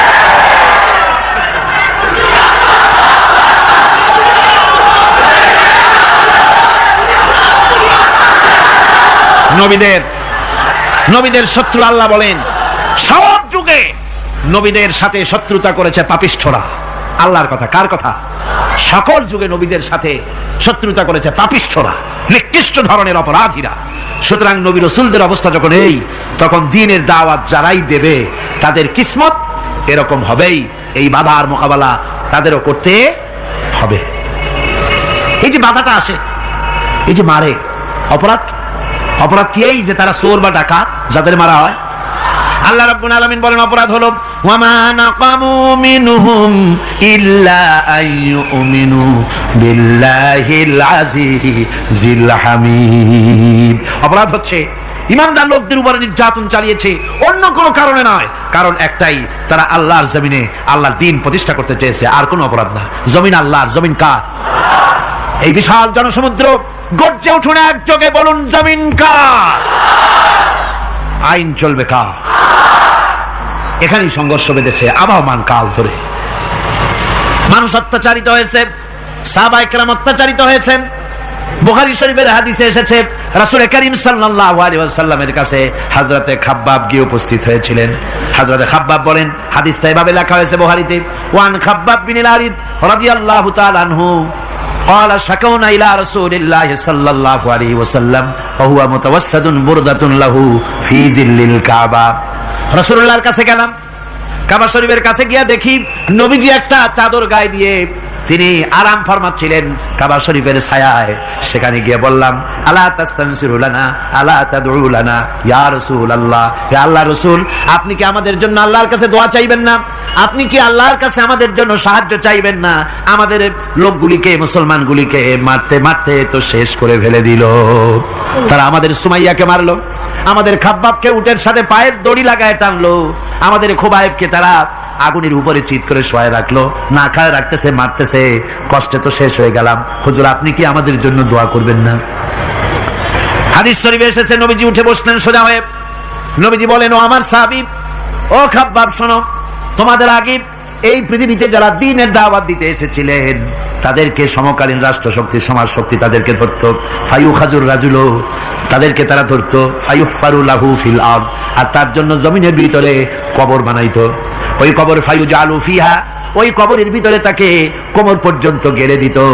সুম্মা ইউতা বিল মানশার, এরপরে করাত আনতো, ফায়ুদাউ আলা রাসিহি, এরপরে ওই করাত তার মাথার উপরে রাখতো, ফায়ুজালু নিসফাইন, এরপরে করাত দিয়া চিরে জীবিত মানুষটারে দ্বিখণ্ডিত করে ফেলে দিত। মা ইয়াসুদ্দুহু যালিকা আন দীনিহি, ও আমার খাব্বাব, এত কষ্ট দেওয়ার পরেও সেই যুগের কোন মুসলমানকে, দ্বীনের দায়ীদেরকে আল্লাহর দ্বীন থেকে এক চুলো তারা সরাই দিতে পারে নাই, এক চুলো সরাতে পারে নাই। ওয়াল্লাহি, ও খাব্বাব, আমি আমার আল্লাহর নামে কসম করে বলছি, লা ইউতাম্মান্নাল্লাহু হাযাল আমরা হাত্তা ইয়াসিরা আর-রাকিবু মিন সানা ইলা হাযরামাউত। আমি কসম করে বলি, আল্লাহ রাব্বুল আলামিনের এই সানা থেকে হাযরামাউত পর্যন্ত লোকেরা যাতায়াত করবে, সুন্দরী রমণীরা গমন করবে, সদাকারেরা যাতায়াত করবে, টাকা নিয়া পয়সা নিয়া যাতায়াত করবে। তাদের মনের মধ্যে লুটের ভয়, টাকার ভয়, চুরির ভয়, ডাকাতির ভয়, জেনার ভয়, হত্যার ভয়, ধর্ষণের ভয়, কোনো ভয় থাকবে না। লা ইয়াখাফু ইল্লাল্লাহ, আল্লাহ ছাড়া কোনো ভয় থাকবে না। এমন একটা সমাজ, এমন একটা সময় আসবে। ওয়ালাকিন্নাকুম তাস্তাজিলুন, অথচ খুব তাড়াহুড়ো তোমরা করতেছো। তাড়াহুড়ো করো না, সময় আসবে ইনশাআল্লাহ। আর সে সময় আসছিল মদিনায়, আসে নাই? আসে নাই? সুতরাং আজও চট্টগ্রামের এই বিশাল জনসমুদ্রকে বলতে চাই, নির্যাতন, স্বৈরাচার, জুলুম, অত্যাচার, হত্যাকাণ্ড যা কিছু ঘটতেছে, ধৈর্য ধরুন, আন্দোলনে শরীক হন, জান বাজি রাখুন। এ বাংলাদেশেও আগামী যে পার্লামেন্ট হবে, আগামী জাতীয় নির্বাচনে যে পার্লামেন্ট তৈরি হবে, ইনশাআল্লাহ সেই পার্লামেন্ট হবে কোরআনের পার্লামেন্ট ইনশাআল্লাহ।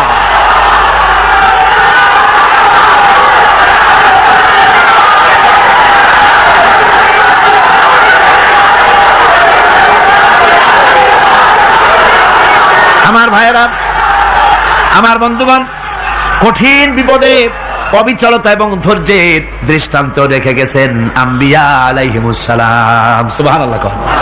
কঠিন বিপদে অবিচলতা, দৃঢ়তা, ধৈর্য কারে বলে, তার দৃষ্টান্ত কারা রেখেছেন?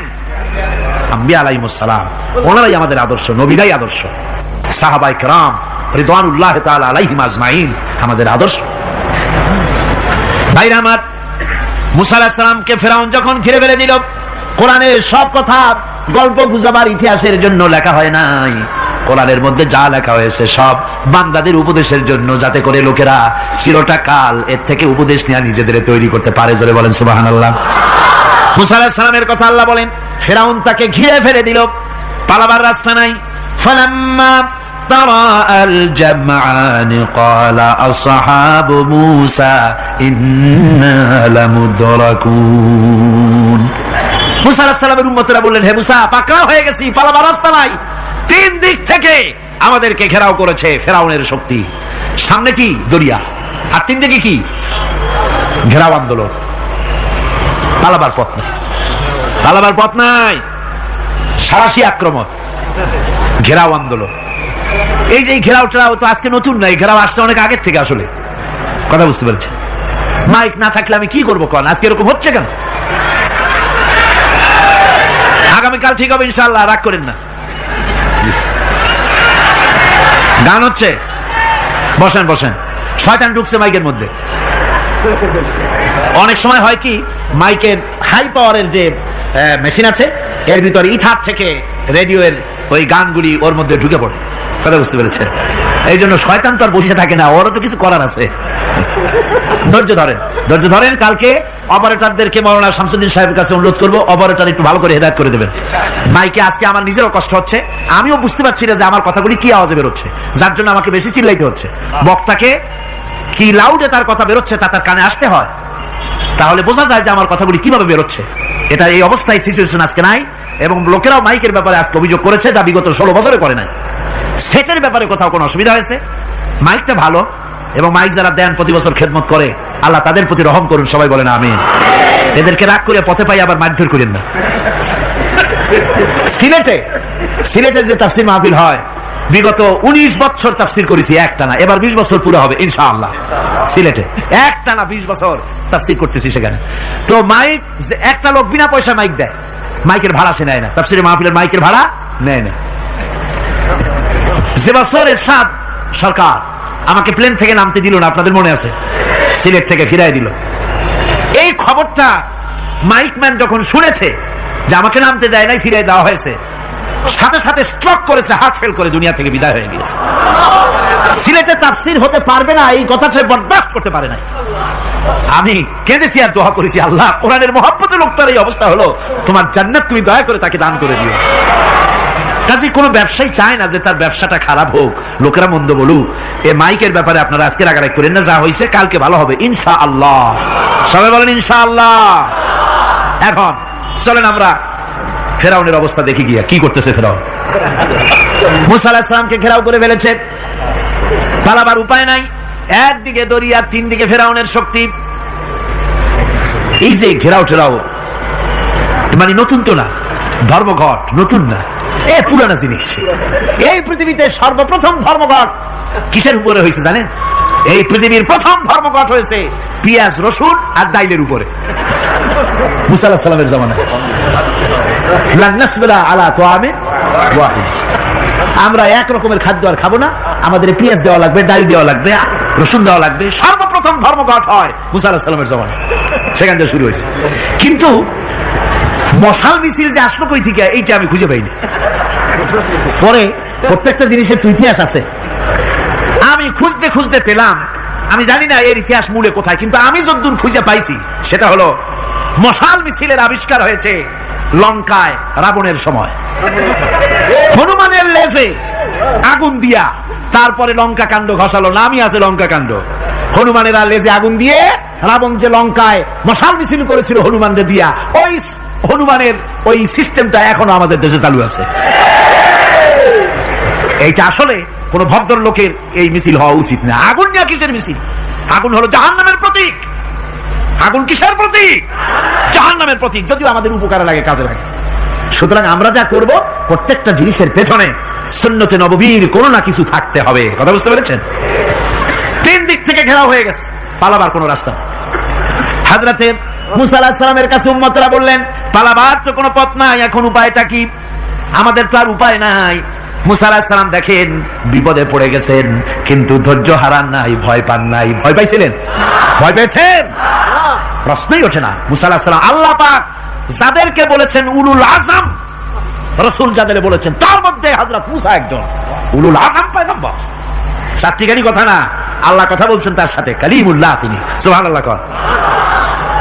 মুসা আলাইহিস সালাম শোনালেন, কাল্লা ইন্না মাইয়া রাব্বি সায়াহদিন। কখনো নয়, আমার উম্মতেরা ভয় পেও না, আমার রব অবশ্যই আমাকে পথ দেখাবে। সুবহানাল্লাহ। 3 দিক থেকে শত্রু, একদিকে দরিয়া, পালাবার কোন রাস্তা নাই। সেখানে দৃঢ়তার সাথে তিনি বলছেন, অবশ্যই আমার আল্লাহ আমারে পথ দেখাবে। সুবহানাল্লাহ। নবীরা এই দৃঢ়তা দেখিয়েছেন, অবিচলতা দেখাইছেন। আল্লাহ পাক মুসা আলাইহিস সালাম যখন এই দৃঢ়তা দেখালেন, এই অবিচলতা দেখালেন, সঙ্গে সঙ্গে জিবরাইল এসে হাজির হয়ে গেলেন। আল্লাহ পাক বলেন ফাআওহাইনা ইলা মূসা আন আদরিব বিআসাকাল বাহরা ফানফালাকা ফাকানা কুল্লু ফিরকিন কাত্তাউদিল আযীম। মূসা আলাইহিস সালামকে আমি ওহী নাযিল করলাম, তাকে বললাম হাতে যে লাঠি আছে এই লাঠি দিয়ে আঘাত করো দরিয়ার উপরে। দরিয়ার উপরে আঘাত করলেন, একটা রাস্তা হয় নাই, 12টা রাস্তা তৈরি হয়ে গেল, আর দেওয়ালগুলা পাহাড়ের মতো উঁচা হয়ে গেল। দরিয়ার ভিতরে পাহাড়ের মতো উঁচা মজবুত 12টা রাস্তা। এবার মূসা আলাইহিস সালাম তার দলবল নিয়ে চললেন। আল্লাহ রাব্বুল আলামিন বলেন ওয়া আনজাইনা মূসা ওয়া মান মাআহু আজমাইন। মূসা এবং তার সাথী সঙ্গীদেরকে আমি পার করে দিলাম। মূসা আলাইহিস সালাম এবং তার সাথী সঙ্গী নিয়ে যখন দরিয়ার মাঝখানে আসছে, ফেরাউন তার দলবল নিয়ে এসে গেছে। আসিয়া দেখে নদীর মধ্যে রাস্তা। বাবা, খুব তো কায়দা। ও মনে করছে ওর বাজানের তৈরি করা ডিস্ট্রিক্ট বোর্ডের রাস্তা। ওর লোকজন নিয়ে নেমে গেছে দরিয়ার ভিতরে। ও আসছে মাঝখানে, মূসা আলাইহিস সালাম চলে গেছেন ওপার, দরিয়া পার। মাঝখানে যখন এসে গেল, আল্লাহ রাব্বুল আলামিন পানিকে অর্ডার করলেন কুন।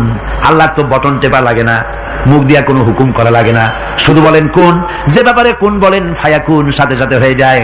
আল্লাহ বললেন কুন, আর অমনি রাস্তা বন্ধ হয়ে গেল।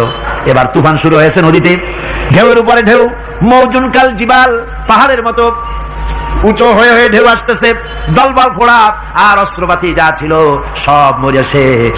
এবার ফেরাউন একা উপরে ওঠে আর নিচে নামে, পানি খেতে খেতে পেটের কাম সারা। জনমের খাওয়া খাইছে পানি, এখন জান যায়, বাঁচবার আর উপায় নাই, বাঁচবার আর উপায় নাই। ফেরাউন তার নিজের জীবন সম্পর্কে হতাশ হয়ে গেল।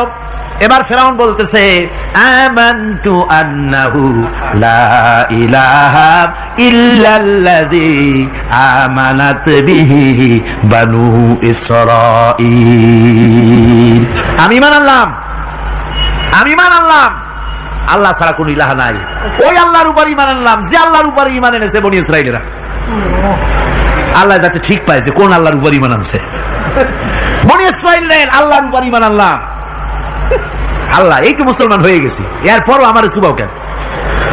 আল্লাহ রাব্বুল আলামিন জবাবে বলেন আল আন, এখন ওয়াকাদ আসাইতা ক্বাবলু ওয়া কুনতা মিনাল মুফসিদিন। এখন ঈমান আনার কথা বলছো, অথচ যুগের পর যুগ, বছরের পর বছর ধরে আমার মানুষের উপরে মন গড়া আইন চালায়েছো, আমার পয়গম্বরের সাথে বেয়াদবি করেছো। আজ তোমাকে আমি ছাড়ছি না, তোমার কাজকে ছেড়ে দেব না, আমি তোমাকে মারব। আর সমস্ত প্রাণীগুলিকে, স্থলচর প্রাণীগুলিকে আল্লাহ পাক অর্ডার দিয়া দিলেন, এই ফেরাউনের লাশকে ডুবাবি না, পচাবি না, খাবি না। আল ইয়াউমা নুনাজ্জিকা বিবাদানিক, আমি তোমার শরীরে বাঁচায় দেব। পোকে খাবে না, পানিতে পচবে না, মাছে খাবে না, কুমিরে খাবে না, দুনিয়ার কোন পশুতে খাবে না। আমি তোরে শুটকি বানাইয়া রাখবো, যাতে করে দুনিয়ার সমস্ত ফেরাউন যত যুগে যুগে আসে তোরে দেখে যেন হেদায়েত নিতে পারে। ফেরাউনকে আল্লাহ শুটকি বানায় রাখছে। আমি ফেরাউনদের লাশ দেখেছি ব্রিটিশ মিউজিয়ামে। ফেরাউন তো একটা না, অনেকগুলা। আসলটারে অবশ্য দেখিনি। ব্রিটিশ মিউজিয়ামে ওই ফেরাউনগুলার লাশ যখন অসুবিধা হয়, মমিগুলি, তখন ইংল্যান্ডে নিয়ে যায় চিকিৎসা করাবার জন্য। চোখ টোক আছে গর্তের ভিতরে, তারপরে চামড়া টামড়া হাড়ের সাথে মিশানো, ওইভাবে চেহারা দেখলে মনে হয় যে সত্যি ফেরাউনিগুলা। আর ব্রিটিশের কাম, মিশর থেকে নাম সে এমন কোন জিনিস নাই। আমি সেখানে এক বক্তৃতা বলছিলাম, আপনারা এদের এখন সভ্য, এদের এখন ভদ্র, এরা হলো ইন্টারন্যাশনাল চোর। ওরা সারা দুনিয়া চুরি করেছে। লন্ডনে বক্তৃতা করেছি, সারাটা দুনিয়া চুরি করছে, আমাদের দেশকে শোষণ করেছে। এই বিশাল ভূভাগকে শোষণ করে ইংল্যান্ডের দ্বীপটাকে তারা সাজাইছে। তারা ময়ূর সিংহাসনের, শাহজাহানের ময়ূর সিংহাসনের ময়ূরের বাম চোখে কোহিনূর মণি লাগাইছিলেন।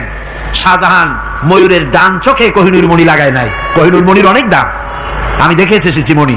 এখন সেটা কুইন এলিজাবেথের মুকুটের শোভা পাচ্ছে। সেই মণি এমনি বলে প্রবাদে 7 রাজার ধন 1 মাণিক্য, বলেন এরকম অনেক দাম। শাহজাহান দেখালেন আমি মুসলমান, আমার কাছে এটার দাম নাই, এই জন্য ময়ূরের ডান চোখে লাগালাম না, বাম চোখে লাগাই দিলাম। এইটারে চুরি করছে। তারপরে মিশর থেকে, মিশরের মমি চুরি করেছে, জুতা চুরি করছে, ছাতি চুরি করছে, পিসা চুরি করেছে। আমি বললাম এগুলা কি ভদ্রলোক নাকি? এরা জুতা চোর, পিসা চোর, লাঠি চোর সব চুরি করেছে। যাই দেখেন ব্রিটিশ মিউজিয়ামের মধ্যে সব দুনিয়ার চুরি করা জিনিস নিয়ে তারা মানুষকে দেখাইয়া পয়সা অর্জন করছে। টিপু সুলতানের তরবারিটা পর্যন্ত চুরি করেছে। আজ পর্যন্ত ব্রিটিশ মিউজিয়ামে টিপু সুলতানের তরবারিটা আছে, আমি তরবারিটা দেখে এসেছি। আমার বন্ধুগণ, বলতেছিলাম যে পৃথিবীতে আল্লাহ রাব্বুল আলামিন নবীরা তাদের চরিত্র দিয়ে বিপদের মোকাবেলা করে, দুনিয়ার সামনে কঠিন বিপদের মোকাবেলা করে অবিচলতা, দৃঢ়তা দেখায় গেছেন যে কেমন করে এই পৃথিবীতে বিপদের সামনে মোকাবেলা করতে হয়। ধৈর্য ধরতে হবে, বিপদ আসবে পাহাড় সমান হয়ে, আপনাকে ধৈর্য ধারণ করতে হবে সেভাবে বুক বেঁধে। যেহেতু এটা যদি বিশ্বাস হয় যে আমার কিসমতে যা আছে তার থেকে বেশি কিছু হবে না, তাহলেই আপনার ধৈর্য আসবে, ভয় পাবেন না। কথা ঠিক কিনা কন? এবারে হযরত হুদ আলাইহিস সালাম সম্পর্কে আল্লাহ রাব্বুল আলামিন বলেন, হযরতে হুদকে যখন ষড়যন্ত্র হলো কাফির বেঈমানেরা তাকে মেরে ফেলার জন্য যখন সরকারি ষড়যন্ত্রে লিপ্ত হয়ে গেল, হযরতে হুদ সমাজের এই চ্যালেঞ্জের মোকাবেলা করলেন। হযরত হুদ বলেন, ফাকিদুনি জামিআন সুম্মা লা তুনজিরুন ইন্নী তাওয়াক্কালতু আলাল্লাহি রাব্বি ওয়া রাব্বিকুম। আমি তোমরা তোমাদের ষড়যন্ত্র আমার বিরুদ্ধে যত পারো আমার বিরুদ্ধে ষড়যন্ত্র চালাও, এতটুকুন আমার অবকাশ দিও না। আমি এমন আল্লাহর উপরে ভরসা করেছি যার হাতের ভিতরে তোমাদেরও জান আর আমারও জান। যা পারো তাই করো। সরকার সমস্ত শক্তি একত্রিত হয়ে আমার মোকাবেলা করো। একদিকে হুদ আলাইহিস সালাম, আর একদিকে গোটা জাতি। হযরত হুদ ভয় পায় নাই। সুবহানাল্লাহ কোন? ঈমান বিল্লাহ মানুষের কলিজাকে এভাবে শক্ত করে দেয়। কোন আলহামদুলিল্লাহ। এবারে এই বিপদের, কঠিন বিপদের মোকাবেলা করে আমার রাসূল যে প্রমাণ দিয়া গেলেন, আমার রাসূল যে কঠিন বিপদের মোকাবেলা করলেন, ভাইরা আমার, হিজরতের রাতে সওর পাহাড়ের ভিতরে যখন তিনি আশ্রয় নিলেন, হযরতে আবু বকরের সাথে ছিলেন। হযরতে আবু বকর রাদিয়াল্লাহু তাআলা আনহু বলেন, হুজুর আপনি দাঁড়ান, এটা তো পাহাড়িয়া গুহা, গুহার ভিতরে সাপ থাকতে পারে, বিচ্ছু থাকতে পারে, আমি আগে ঢুকি, বিপদ যদি হয় আমার উপর থেকে হয়ে যাক। গুহার ভিতরে নেমে গুহা সাফ করলেন। এরপরে হুজুরকে ডাকলেন, হুজুর তাশরীফ নিলেন গুহার ভিতরে। এরপরে হুজুর বললেন, আবু বকর পাহাড়ে হেঁটে হেঁটে 2-3টা পাহাড় পাড়ি দিয়া যাওয়া লাগে সোর পাহাড়ে। মদিনার সোজা রাস্তা হুজুর ধরেন নাই, মেসফালার পথ দিয়া জাবালে কেদোয়ার উপর দিয়া 3টা পাহাড় পাড়ি দিয়া তারপরে হুজুর গেলেন সোর পাহাড়ে। গুহার ভিতরে হুজুর তাশরীফ নিলেন। বললেন, আবু বকর তুমি বসো, তোমার উরুর উপরে মাথা রেখে আমি একটু আরাম করি। হযরতে আবু বকর বসলেন, হুজুর তার উরুর উপরে মাথা রেখে ঘুমায় গেলেন। আর এরপরে কাফির বেঈমানেরা তালাশ করতে করতে কাফেরেরা এসে গেল পায়ের চিহ্ন দেখে দেখে গর্তের কাছে। হযরত আবু বকর ভয়তে কেঁদে ফেললেন, আহারে আর তো উপায় নাই, এবার তো ধরা পড়ে গেছি, এবার নবীজিকে মেরে ফেলে দেবে। নবীর মহব্বতে, নিজের মহব্বতে নয়, নবীর মহব্বতে কাঁদতেছিলেন। হুজুর বলেন, হুজুরের ঘুম ভেঙে গেল। বলো, আবু বকর কাঁদো কেন? ছেলের কথা, মেয়ের কথা, বিবির কথা, বাড়ির কথা মনে পড়লো নাকি? হযরত আবু বকর বলেন, ইয়া রাসূলুল্লাহ, আল্লাহর কসম করে বলি, যেদিন ঈমান এনেছি এই কলিজার ভিতরে মা বাপ, স্ত্রী, পুত্র, পরিজন, এমনকি আমার নিজের জীবনের চাইতে আপনারে বেশি ভালোবাসি। তা কাঁদো কেন? কাঁদো কেন? হযরত আবু বকর বলেন, হুজুর ধরা পড়ে গেছি, কাফেররা এসে গেছে, গর্তের কাছে তাকালি আমাদের দেখতে পাবে, আমরা তো মাইনরিটি, ওরা তো মেজরিটি, আমরা তো ধরি মারি ফেলাই দেবে, আপনাকে মেরে ফেলে দেবে, এই জন্য কাঁদি। আল্লাহ রাব্বুল আলামিন, হুজুর তখন কি দৃঢ়তা, কি অবিচলতা, কি ধৈর্যের পাহাড় সম মনোবৃত্তি তখন দেখালেন। আল্লাহ কোরআন শরীফে চিরকাল যাতে মানুষেরা হেদায়েত নিতে পারে সেজন্য হুজুরের কথা উঠায় দিলেন কোরআনে। আল্লাহ পাক বলেন, ইযহুমা ফিল গার ইয ইয়াকুলু লিসাহিবিহি লা তাহজান ইন্নাল্লাহা মা'ানা। ও বন্ধু, ভয় পেও না, আল্লাহ আমাদের সাথে আছেন। সুবহানাল্লাহ। আল্লাহ আমাদের সাথে আছেন। আমরা মাইনরিটি নই, আমরাই মেজরিটি। আল্লাহ আছে আমার সাথে, ভয় পাওয়ার কোনো কারণ নাই। সুবহানাল্লাহ। আল্লাহ পাক বলেন ফানসালাল্লাহু সাকিনাতাহু আলাইহি ওয়া আইয়াদাহু বিজুনুদিন লাম তারাওহা। আমি এদের অন্তরের ভিতরে আমি শান্তি নাজিল করে দিলাম, প্রশান্তি দিয়া দিলাম, আর আমি সাহায্য করলাম, আর এমন সব সৈন্য পাঠায় দিলাম যে সৈন্যগুলি তোমরা দেখতে পাও নাই। সুবহানাল্লাহি ওয়া বিহামদিহি। ভাইরা আমার, রাসূল কারীম সাল্লাল্লাহু আলাইহি সাল্লাম এই বিপদের মাঝে, চরম বিপদের মাঝে অবিচলতা, দৃঢ়তা, কঠিন আত্মনির্ভরতা দেখিয়েছেন। এগুলি হলো ঈমানের ৫ম নম্বরের উপকারিতা। আল্লাহর প্রতি ঈমান আনলে এভাবে পাহাড় সম ঈমান মজবুত হয়ে যায়। জেলের পরোয়া করি না, ফাঁসির পরোয়া করি না, শহীদ হওয়ার পরোয়া করি না, মেরে ফেলে দেবে, উড়ায় দেবে, হত্যা করবে, পরোয়া করি না। পরোয়া করি কেবলমাত্র কাকে? জোরে বলেন কারে? এইরকম মুসলমান হাজার হাজার লাখ লাখ দরকার নাই, ৩১৩ জন যথেষ্ট। কয়জন যথেষ্ট? ৩১৩ জন যথেষ্ট। বদলে যারা জান দিয়ে মাল দিয়ে দিনকে প্রতিষ্ঠিত করেছিলেন, এরকম ৩১৩ জনই যথেষ্ট ছিল আল্লাহর দিনকে কায়েম করার জন্য। যদি রক্ত দেওয়া লাগে তাহলে এই বিশাল জনসমুদ্রকে প্রশ্ন করি, ভয় পাবেন? রক্ত দিতে পারবেন? যদি জেলে যাওয়া লাগে যেতে পারবেন? যদি শহীদ হতে হয় তাও কি পারবেন? এই দৃঢ়তা, এই অবিচলতা, এই ঈমান, এই ধৈর্য শিক্ষা দেয়, এই উপকার করে ঈমান বিল্লাহ। আল্লাহর প্রতি ঈমান আনলে এভাবে পাহাড়ের মতো শক্ত হয়ে যায় কলিজা। কোন আলহামদুলিল্লাহ। আমার বন্ধুগণ, এবার আমি বলবো সর্বশেষ উপকারের কথাটা বলি, মোনাজাত ছেড়ে দেব। কয়টার কথা বলছিলাম? উপকার ৬টা উপকারের কথা বলেছি। অনেকগুলি বৈশিষ্ট্য, অনেকগুলি উপকারের মধ্যে আল্লাহর প্রতি ঈমানের ৬টা উপকারের কথা ৫টা বলা হয়ে গেছে। এবার ৬ষ্ঠ নম্বর এবং শেষ নম্বর, এটা হচ্ছে আল্লাহর প্রতি ঈমান আনলে পরে তার দ্বারা সবচাইতে বেশি ফায়দা পায় সমাজ এবং রাষ্ট্র। কোন আলহামদুলিল্লাহ, কোন আলহামদুলিল্লাহ। আল্লাহর প্রতি ঈমানের দ্বারা নৈতিক সংশোধন হয় এবং রাষ্ট্র আর সমাজ সবচাইতে বেশি উপকৃত হয়। কারণ হলো ঈমানদার ব্যক্তি আল্লাহর প্রতি যে ঈমান এনেছে তার মনের মধ্যে ধারণা এটা হয়, আমার কোনো কাজ তো গোপন থাকে না।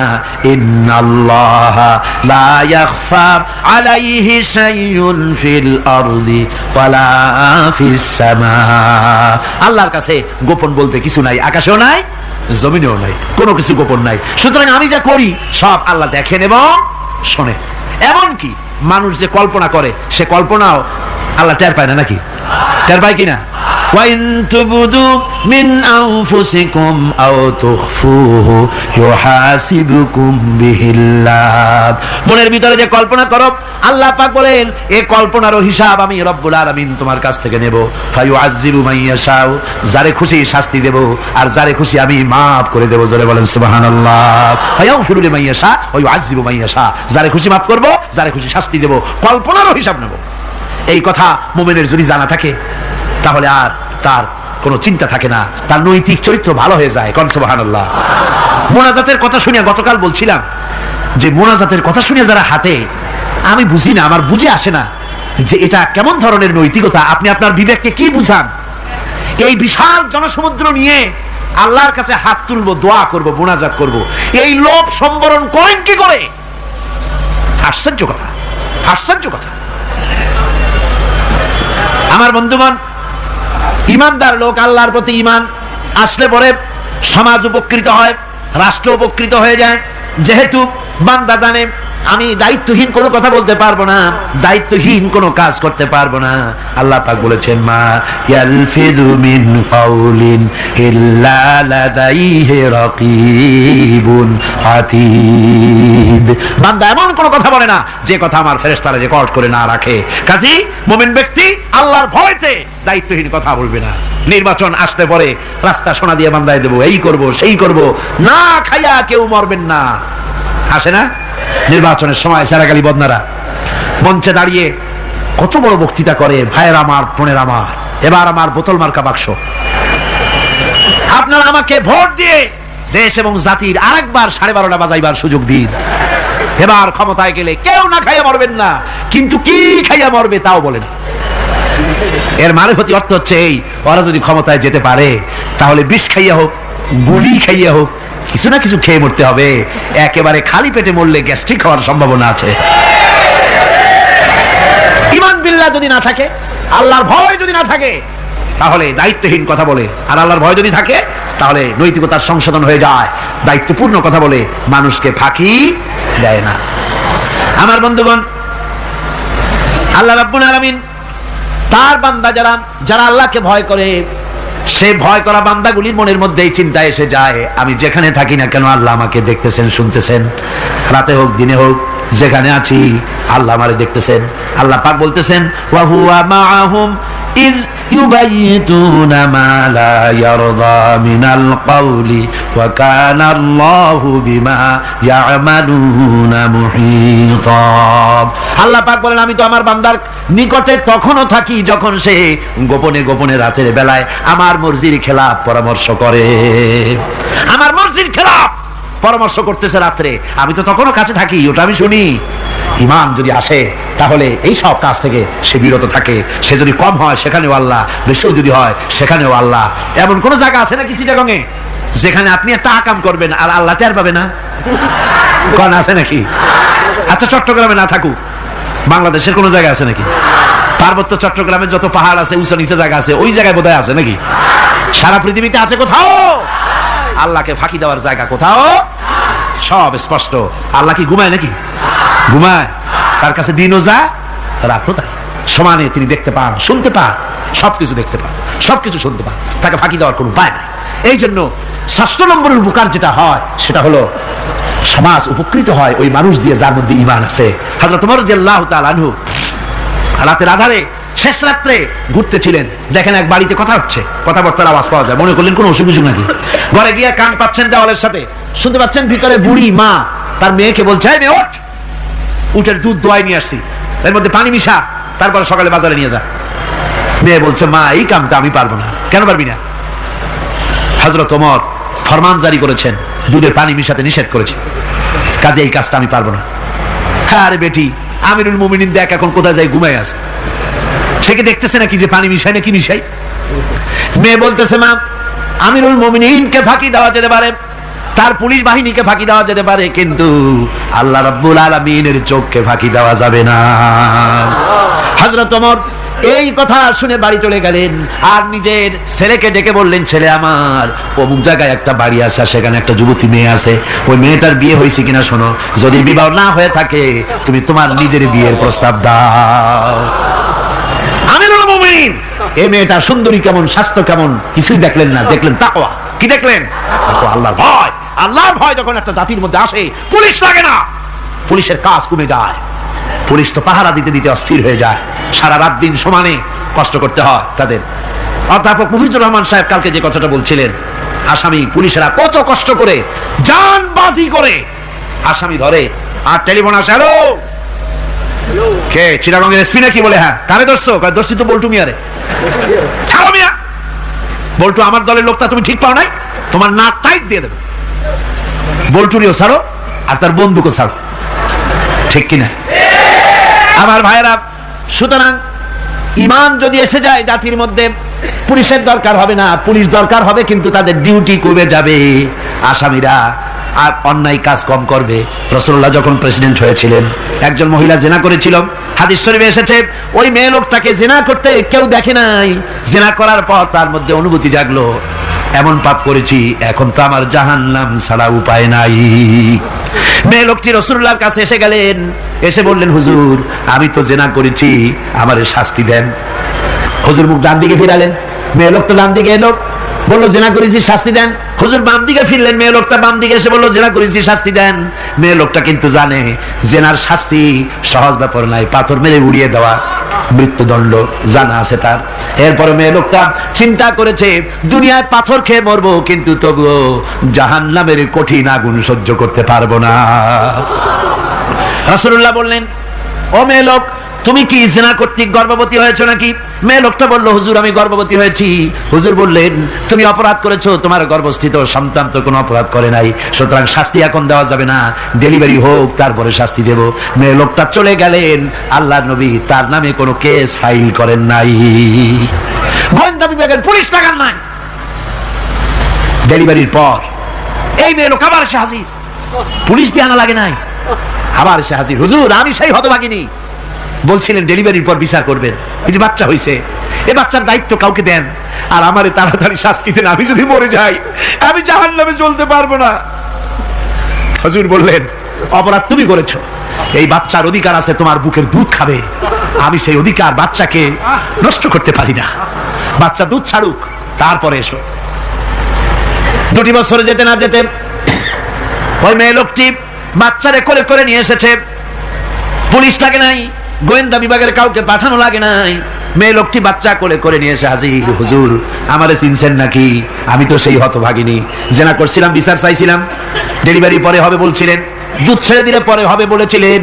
আমার ছেলে এখন দুধ ছেড়ে দিয়েছে, আমি তারে রুটি খাওয়া শিখাইছি, দুধ ছাড়া এখন সে বাঁচবে, আমি তার হাতে রুটি দিয়ে আনছি, দেখেন ও রুটি খেতে পারে, আর দেরি করবেন না, আমার বিচার করে দেন। রাসূলুল্লাহ ছেলেটার দায়িত্ব কাউকে দিয়ে দিলেন, আর বললেন এই মহিলাটিকে নিয়ে যাও, বুক পর্যন্ত মাটির মধ্যে গেড়ে দিয়ে তারপরে রজম করো। মেয়ে লোকটিকে বুক পর্যন্ত গেড়ে দেওয়া হলো, চতুর্দিক থেকে পাথর মারা হচ্ছিল, পাথরে দেখে শরীরে রক্ত ছিটে এক সাহাবীর গায়ে লাগলো, সাহাবী তারে গালি দিয়েছিলেন।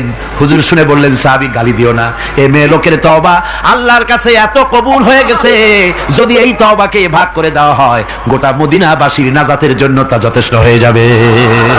সুবহানাল্লাহ। পুলিশ লাগে নাই, এমন সমাজ কায়েম হয়, ঈমান বিল্লাহ, আল্লাহর প্রতি ঈমান যদি এসে যায়, জাতির যদি রক্তে রন্ধ্রে রগে রেশায় যদি ঈমান এসে যায়, তাহলে পুলিশ বিডিআর আর্মি আরামে ঘুমাবে, তাদের জন্য পরিশ্রম হবে না, কষ্ট হবে না, অপরাধ প্রবণতা কমে যাবে, মানুষের অশান্তি কমে যাবে, শান্তির বন্যা প্রবাহিত হয়ে যাবে। সুবহানাল্লাহি ওয়া বিহামদিহি। এই জন্য রাসূলুল্লাহ বলেছিলেন, খায়রুল কুরুনি কারনি, সর্বশ্রেষ্ঠ যুগ কার যুগ? জোরে বলেন না, সর্বশ্রেষ্ঠ যুগ কার যুগ? রাসূলুল্লাহর যুগ। জোরে বলেন কার যুগ? রাসূলুল্লাহর যুগ। এই জন্য আমি আপনাদের খেদমত আরজ করতে চাই, ইসলাম এ ধরনের সীমারেখা ঠিক করে দিয়েছে, তিলকা হুদুদুল্লাহ ফালা তা'তাদুহা, এ হলো আল্লাহর সীমারেখা, এই সীমারেখাকে ভঙ্গ করো না, লঙ্ঘন করো না, আল্লাহর উপরে ঈমান পরিপূর্ণরূপে আনো এবং এই ঈমানের উপরে ভিত্তি করে নিজেদের জীবনকে পরিচালিত করো। এই ঈমান যদি জাতির ভিতরে এসে যায়, তাহলে বৈষয়িক জীবনে, দুনিয়ার জীবনে সত্যিকারের যদি শান্তি পেতে চাই, আল্লাহর উপরে ঈমান আনতে হবে। ইহকাল পরকালে যদি নাজাত পেতে চাই, আল্লাহর উপরে ঈমান আনতে হবে। আর আমরা আমাদের চিন্তা ভাবনায়, ওঠায় বসায়, চলায় ফেরায়, সর্বত্র আল্লাহর উপরে পরিপূর্ণ মাত্রায় ঈমানটা যদি এসে যায়, তাহলেই শান্তি, তাহলেই মুক্তি, গোটা সমাজ শান্তি পাবে, আমরা দুনিয়ায় আরাম পাবো, কিয়ামতে জাহান্নাম থেকে মুক্তি পাবো। জোরে কোন আমিন, আরো জোরে কোন আমিন। বন্ধুগণ, আল্লাহর প্রতি ঈমানের এই কথাগুলি আবারও স্মরণ করিয়ে দেই। লাইসাল বিররা আন তুওয়াল্লু বুজুহাকুম কিবালাল মাশরিকি ওয়াল মাগরিব, পূর্ব পশ্চিমে যত মাথা ঘুরাও, এটাই কোন কল্যাণের কাজ আসলে নয়। আসল কাজ আল্লাহর উপর ঈমান। আসল কাজ কি? সিল্লা এখন আসল কাজ কি? আল্লাহর প্রতি ঈমান। সেই ঈমানের কথা এই 3 দিন ধরে বললাম, আর বাকি আছে কয়দিন? বাকি আছে কয়দিন? এই বেহেশতের বাগান আগামী 2 দিন পরে স্তব্ধ হয়ে যাবে। এখানে আর এভাবে এত লক্ষ লক্ষ টুপি, এ ধরনের মুসলমান আল্লাহু আকবরের আওয়াজ, আজানের আওয়াজ ধ্বনিত প্রতিধ্বনিত হবে না, 1 বছরের জন্য নিস্তব্ধ হয়ে যাবে। আল্লাহ যেন বাকি 2টা দিন আমাদের সকলের আশার তৌফিক দেন। সবাই বলি আমিন, জোরে কোন আমিন। আগামী কালকের আলোচনা আরো গুরুত্বপূর্ণ, তারপরের দিন আরো গুরুত্বপূর্ণ, গোটা কোরআনই তো গুরুত্বপূর্ণ। আল্লাহ পাক এই কথাগুলি শোনার, বোঝার, আমল করার তৌফিক যেন আল্লাহ আমাদের দান করেন। জোরে বলেন আমিন, আরো জোরে বলেন আমিন। মোনাজাতের জন্য এবার সমস্ত মানুষ দাঁড়ানো, ভাইয়েরা বসে পড়ে। আজকের মোনাজাতের পর আজান হবে বা জামাত এশার নামাজ পড়ে আপনারা যাবেন। আর যাওয়ার সময়, আসার সময় আপনারা আল্লাহর নামের ধ্বনি দিতে দিতে যাবেন আর আসবেন। গোটা শহর জুড়ে তাফসীর চলাকালীন চট্টগ্রামের আকাশ বাতাস, গাছপালা, তরুলতা, মানুষ, পুরুষ, নারী সবাই যেন টের পায় যেখানে তাফসীরের মাহফিল হচ্ছে। যাবেন এবং আসবেন যখন, মুখ বুঝে যাতায়াত কেন, নারায়ে তাকবীর, আল্লাহু আকবার, ইসলাম ছাড়া অন্য কিছু মানি না, আল কোরআনের আলো ঘরে ঘরে জ্বালো, এসব সুন্দর সুন্দর স্লোগান দিতে দিতে যাবেন, স্লোগান দিতে দিতে আসবেন, আল্লাহর নারা লাগাবেন, আল্লাহর আওয়াজকে বুলন্দ করবেন। আল্লাহ সকলকে তৌফিক দিন। আল্লাহুম্মা আমিন। রব্বানা যালামনা আনফুসানা ওয়া ইন লাম তাগফির লানা ওয়া তারহামনা লানাকুনান্না মিনাল খাসিরিন। রব্বানা লা তুযিগ কুলুবানা বা'দা ইয হাদাইতানা وهب لنا من لدنك رحمة إنك أنت الوهاب ربنا فاغفر لنا ذنوبنا وكفر عنا سيئاتنا وتوفنا مع الأبرار ربنا وآتنا ما وعدتنا على رسلك ولا تخزنا يوم القيامة إنك لا تخلف الميعاد আয় আল্লাহ রব্বুল আলামিন বিশাল এই জনতা নিয়ে তোমার দরবারে হাত তুলেছি রব্বুল আলামিন কোরআনে কারীমের মাহফিল বড় আশা করে হাত তুলেছি মেহেরবানি করে আলোচনার সওয়াব রাসূল করিম সাল্লাল্লাহু আলাইহি ওয়াসাল্লামের রূহ মুবারকে পৌঁছায় দাও तमाम পৃথিবীর মাটির নিচে মুমিন মুমিনাত যারা শুয়ে আছে তাদের রূহের বলে সওয়াব পৌঁছায় দাও রব্বুল আলামিন আমাদের মা বাপ যাদের দুনিয়া থেকে বিদায় হয়ে গেছে কবরগুলিকে জান্নাতের টুকরা বানায়া দাও রব্বির হামহুমা কামা রব্বায়ানি সগীরা সবাই পড়েন রব্বির হামহুমা কামা রব্বায়ানি সগীরা আয় আল্লাহ আমাদের মা বাপ যাদের বেঁচে আছে স্বাস্থ্য ভালো রাখো আল্লাহ তাদেরকে হায়াতে তাইয়্যিবা দাও সেহাতে কুল্লিয়া দাও খাতিমা বিল খাইর করো রব্বুল আলামিন কোরআনে কারীমের মাহফিলে বড় আশা করে আমরা হাত তুলেছি আমাদের জিন্দেগির সকল গুনাহ খাতা maaf করে দাও আয় আল্লাহ তাআলা জীবনে বহু গুনাহ করেছি গুনাহ করে করে জীবনটাকে নষ্ট করে ফেলেছি আয় আল্লাহ তুমি দয়া করে মেহেরবানি করে আমাদের জিন্দেগির গুনাহ maaf করে দাও রব্বুল আলামিন না বুঝে সওয়াব মনে করে অনেক শিরক বিদআত আমরা করেছি মনে করেছি ওতে সওয়াব হবে আমরা বুঝি নাই আল্লাহ আমাদের ভুল বুঝানো হয়েছে নিজেরাও ভুল বুঝেছি এভাবে সওয়াবের নিয়তে শিরক বিদআত আমাদের মধ্য থেকে যা হয়েছে আল্লাহ দয়া করে তুমি আমাদেরকে ক্ষমা করে দাও আয় আল্লাহ আমাদেরকে দয়া করে শিরক এবং বিদআত মুক্ত জীবন যাপনের তৌফিক দিয়ে দাও রব্বুল আলামিন এত বড় বিরাট তাফসীরুল কোরআন মাহফিল লক্ষ লক্ষ টাকার প্রয়োজন আল্লাহ টাকা পয়সার অভাব নাই রব্বুল আলামিন তুমি গনি আর আমরা ফকির আয় আল্লাহ এই শহরেতে এমন লোক আছে একজনই মাহফিলের খরচ দিয়ে দিতে পারে আল্লাহ তোমার বান্দাদের দিল তুমি নরম বানায়া দাও কোরআনের মাহফিল কোন বছর ঋণগ্রস্ত থাকে নাই এবারও যেন থাকে না আল্লাহ বাজেট যা আছে তার চাইতে বেশি তুমি মেহেরবানি করে জোগাড় করে দাও রব্বুল আলামিন আরেকটা দোয়া তোমার দরবারে করি চেসনিয়া আর বজনিয়া শেষ হয়ে গেল আল্লাহ ওদের সাথে আমাদের রক্তের সম্পর্ক নাই ওদের সাথে আমাদের আত্মীয়তার সম্পর্ক নাই ওদের সাথে আমাদের শুধু ঈমানের সম্পর্ক আয় আল্লাহ ওদেরকে মেরে মেরে কাফিররা শেষ করে দিল মাবুদ বজনিয়ার চেসনিয়ায় আরেকবার তুমি তোমার রহমতের ফেরেশতা পাঠায় দিয়া সাহায্য করো আল্লাহ কাশ্মীরের মুসলমানদের উপর আরেকবার সাহায্য করো রব্বুল আলামিন এই মাহফিল আল্লাহ যত মানুষ আসে আল্লাহ বড় আশা নিয়ে আসে কোরআনের মাহফিলে অনেকের রোগ ব্যাধি আছে তাদের ধারণা কোরআনের মাহফিলে দোয়া কবুল হয় আল্লাহ তুমি দয়া করে এই ধারণা তুমি মঞ্জুর করে নাও যার যত রোগ আছে বালাই আছে ব্যাধি আছে আল্লাহ সকলকে maaf করে দাও রব্বুল আলামিন প্রতিদিন হাজার হাজার মা বোনেরা নিজের ঘরের কাজকে ফেলে রেখে কষ্ট করে কোরআনের মাহফিলে হাজির হয়ে যায় আল্লাহ মা বোনদের জিন্দেগির গুনাহ খাতা maaf করে দিও আল্লাহ মা বোনদেরকেও হযরত আয়েশা ফাতিমা খাদিজার মতো বানাইয়া দিও রব্বুল আলামিন এই মাহফিলে আমাদেরকে তুমি কবুল করে নিও আল্লাহ কোরআনের কথা ঈমানের কথা তোমার ব্যাপারে যা বললাম এই কথাগুলি আমাকে আর শ্রোতাদেরকে আমল করার তৌফিক দিয়ে দিও রব্বুল আলামিন এই মাহফিল আর 2 দিন আছে আল্লাহ বাকি 2 দিন তোমার কুদরতি নিজাম দিয়ে এটারে চালাইয়া দিও এত বড় মাহফিল স্বেচ্ছাসেবক দিয়ে পুলিশ দিয়ে নিয়ন্ত্রণ করা সম্ভব নয় আল্লাহ পুরা মাহফিলের দায়িত্ব তুমি নিজে গ্রহণ করো আল্লাহ রব্বুল আলামিন যার যে মনে কষ্ট আছে আল্লাহ সকলের কষ্ট তুমি দূর করে দাও আল্লাহ আয় আল্লাহ যে কোরআনের কথা বলতেছি তোমার কথা এই কোরআনের আইন বাংলাদেশে চালু হয়েছে এই দৃশ্য আমাদের চোখে দেখার তৌফিক দিয়ে দিও রব্বুল আলামিন প্রত্যেকের মনের কষ্ট দূর করে দিও রব্বানা তাকাব্বাল মিন্না ইন্নাকা আনতাস সামিউল আলিম ওয়া তুব আলাইনা ইন্নাকা আনতাত তাওয়াবুর রহিম আয় আল্লাহ আরেকটা দোয়া করি বাংলাদেশে বড় রকমের রাজনৈতিক সংকট চলতেছে আল্লাহ দেশ কোন দিকে যাচ্ছে কি হবে আমরা কিছুই বুঝি না আল্লাহুম্মা লা তুসাল্লিত আলাইনা মান লা ইয়ারহামুনা আল্লাহুম্মা লা তুসাল্লিত আলাইনা মান লা ইয়ারহামুনা আল্লাহুম্মা লা তুসাল্লিত আলাইনা মান লা ইয়ারহামুনা। আয় আল্লাহ, এই জমিনের মানুষদেরকে আল্লাহ তোমার হাবিবের পৃথিবীর দ্বিতীয় বৃহত্তম মুসলমানের দেশ, আল্লাহ দেশটাকে ষড়যন্ত্রের হাত থেকে বাঁচাইয়া দাও। সুবহান রাব্বিকা রাব্বিল ইজ্জাতি আম্মা ইয়াসিফুন ওয়া সালামুন আলাল মুরসালিন আলহামদুলিল্লাহি রাব্বিল আলামিন। ওয়াজআল আখিরা কালিমাতিনা ইনদাল মাউত লা ইলাহা ইল্লাল্লাহু মুহাম্মাদুর রাসূলুল্লাহ। আসসালামু আলাইকুম ওয়া রাহমাতুল্লাহ।